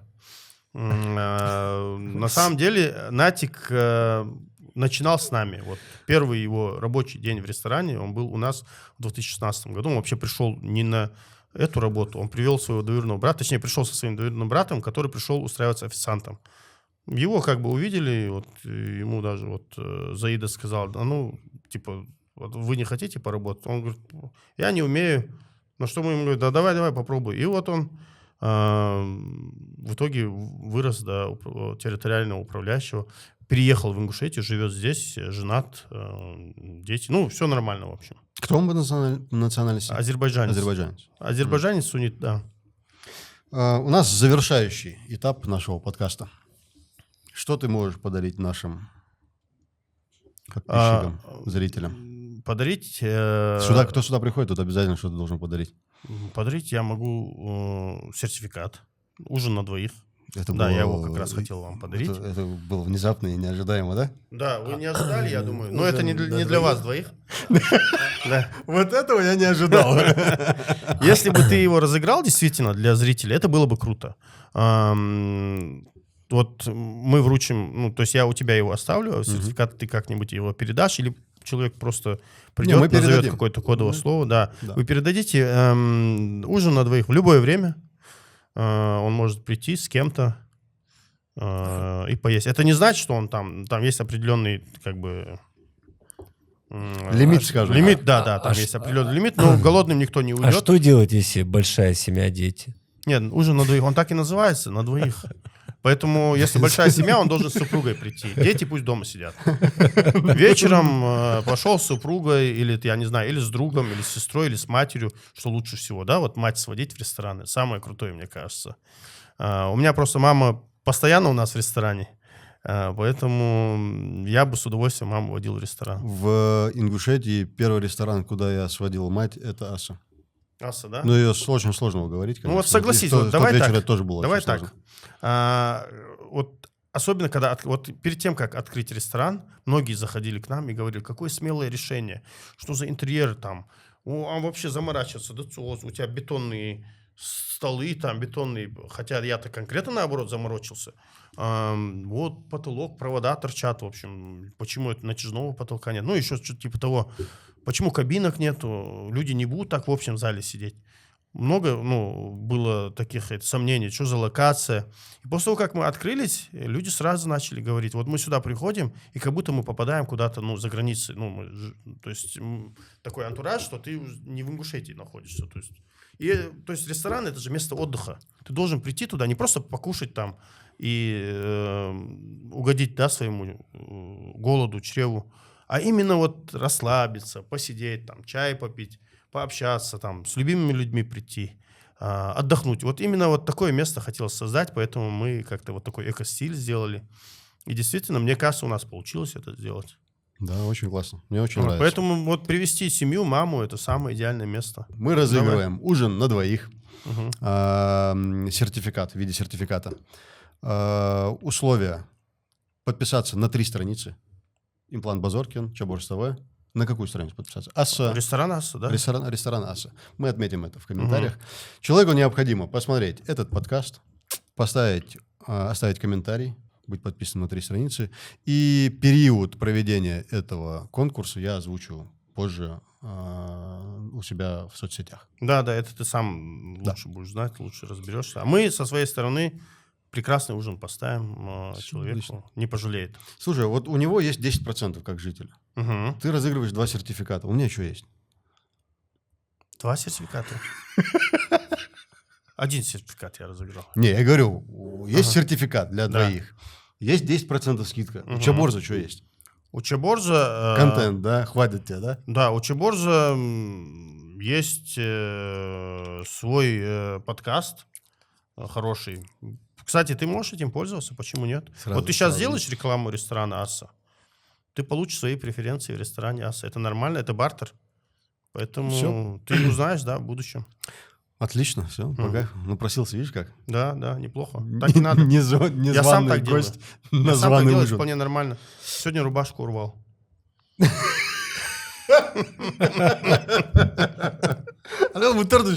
Ще мама дві. Я сам скрою. Я бартеры не делаю, между прочим. Ну, с зубами там по-другому не вариант просто, блин. Не, Нельзя бартера я делать. не делаю. Ну, У могли меня бы мне вот строго. этот зубя. Я делаю бартер на деньги. Не, Вот мне и всё. Мага Борзив просто рассказывал, что ты там купил, удачно продал. Купил, удачно продал. А, бля. ну, Смотри, как раз ребят, таки это у меня не совсем получалось. Ну- Если бы я умел бы продавать, я бы зарабатывал бы втрое больше, чем сейчас. Я не умею продавать. Да ладно, ты не я умеешь чисто продавать. Я бизнесмен. умею руками Ты работать. услугу умеешь же хорошо продавать, получается. Я умею руками работать. Но У меня связь головы с руками, она очень хорошо я дружит. очень многих людей знаю, которые умеют руками работать и до сих пор себя не могут как-то... Реализовать? Да, выйти, да. реализовать. А ты смог, понимаешь, ты сегодня известный стоматолог, тебя знают, ты же как-то этого добился не просто так. Не Ну, потому, что ты хороший Об стоматолог. этом на подкасте Чаберс, когда я буду не в качестве как- соведущего, а да. в качестве гостя. Как, не забывай упоминать, когда ты говоришь стоматологию, доктор Зархаматова. Да, доктор Зархаматова для меня на сегодняшний день лучший стоматолог. Причем, знаешь, когда он это сказал, он настроился на этот микрофон. Нет, это, кстати, Лучше обычного. один из единственных случаев, где я ее уважаю как коллегу и как человека. в Так, принципе. так, что Да. ты? Я хочу официально заявить, потому что это в эфир, скорее всего, не зайдет, не попадет в эфир, что доктор Зархаматова самый лучший стоматолог. Аз Энер ты можешь снимает повторить то, лица. что ты сказал? Я могу повторить. Да, Это один из единственных случаев, где я уважаю человека как человека и как И как коллегу. профессионала. Как коллегу. Да, как коллегу. Отлично. Ну, то есть, Профессионал даже только Магомед один. это подтверждает, что Зархаматов лучший стоматолог в городе Магар. Согласен, Чабарс? Однозначно. Да? Мне просто не атаковали с двух сторон. Я не могу ничего другого сказать. Ну, в общем, я это сказал, Алина. Спасибо.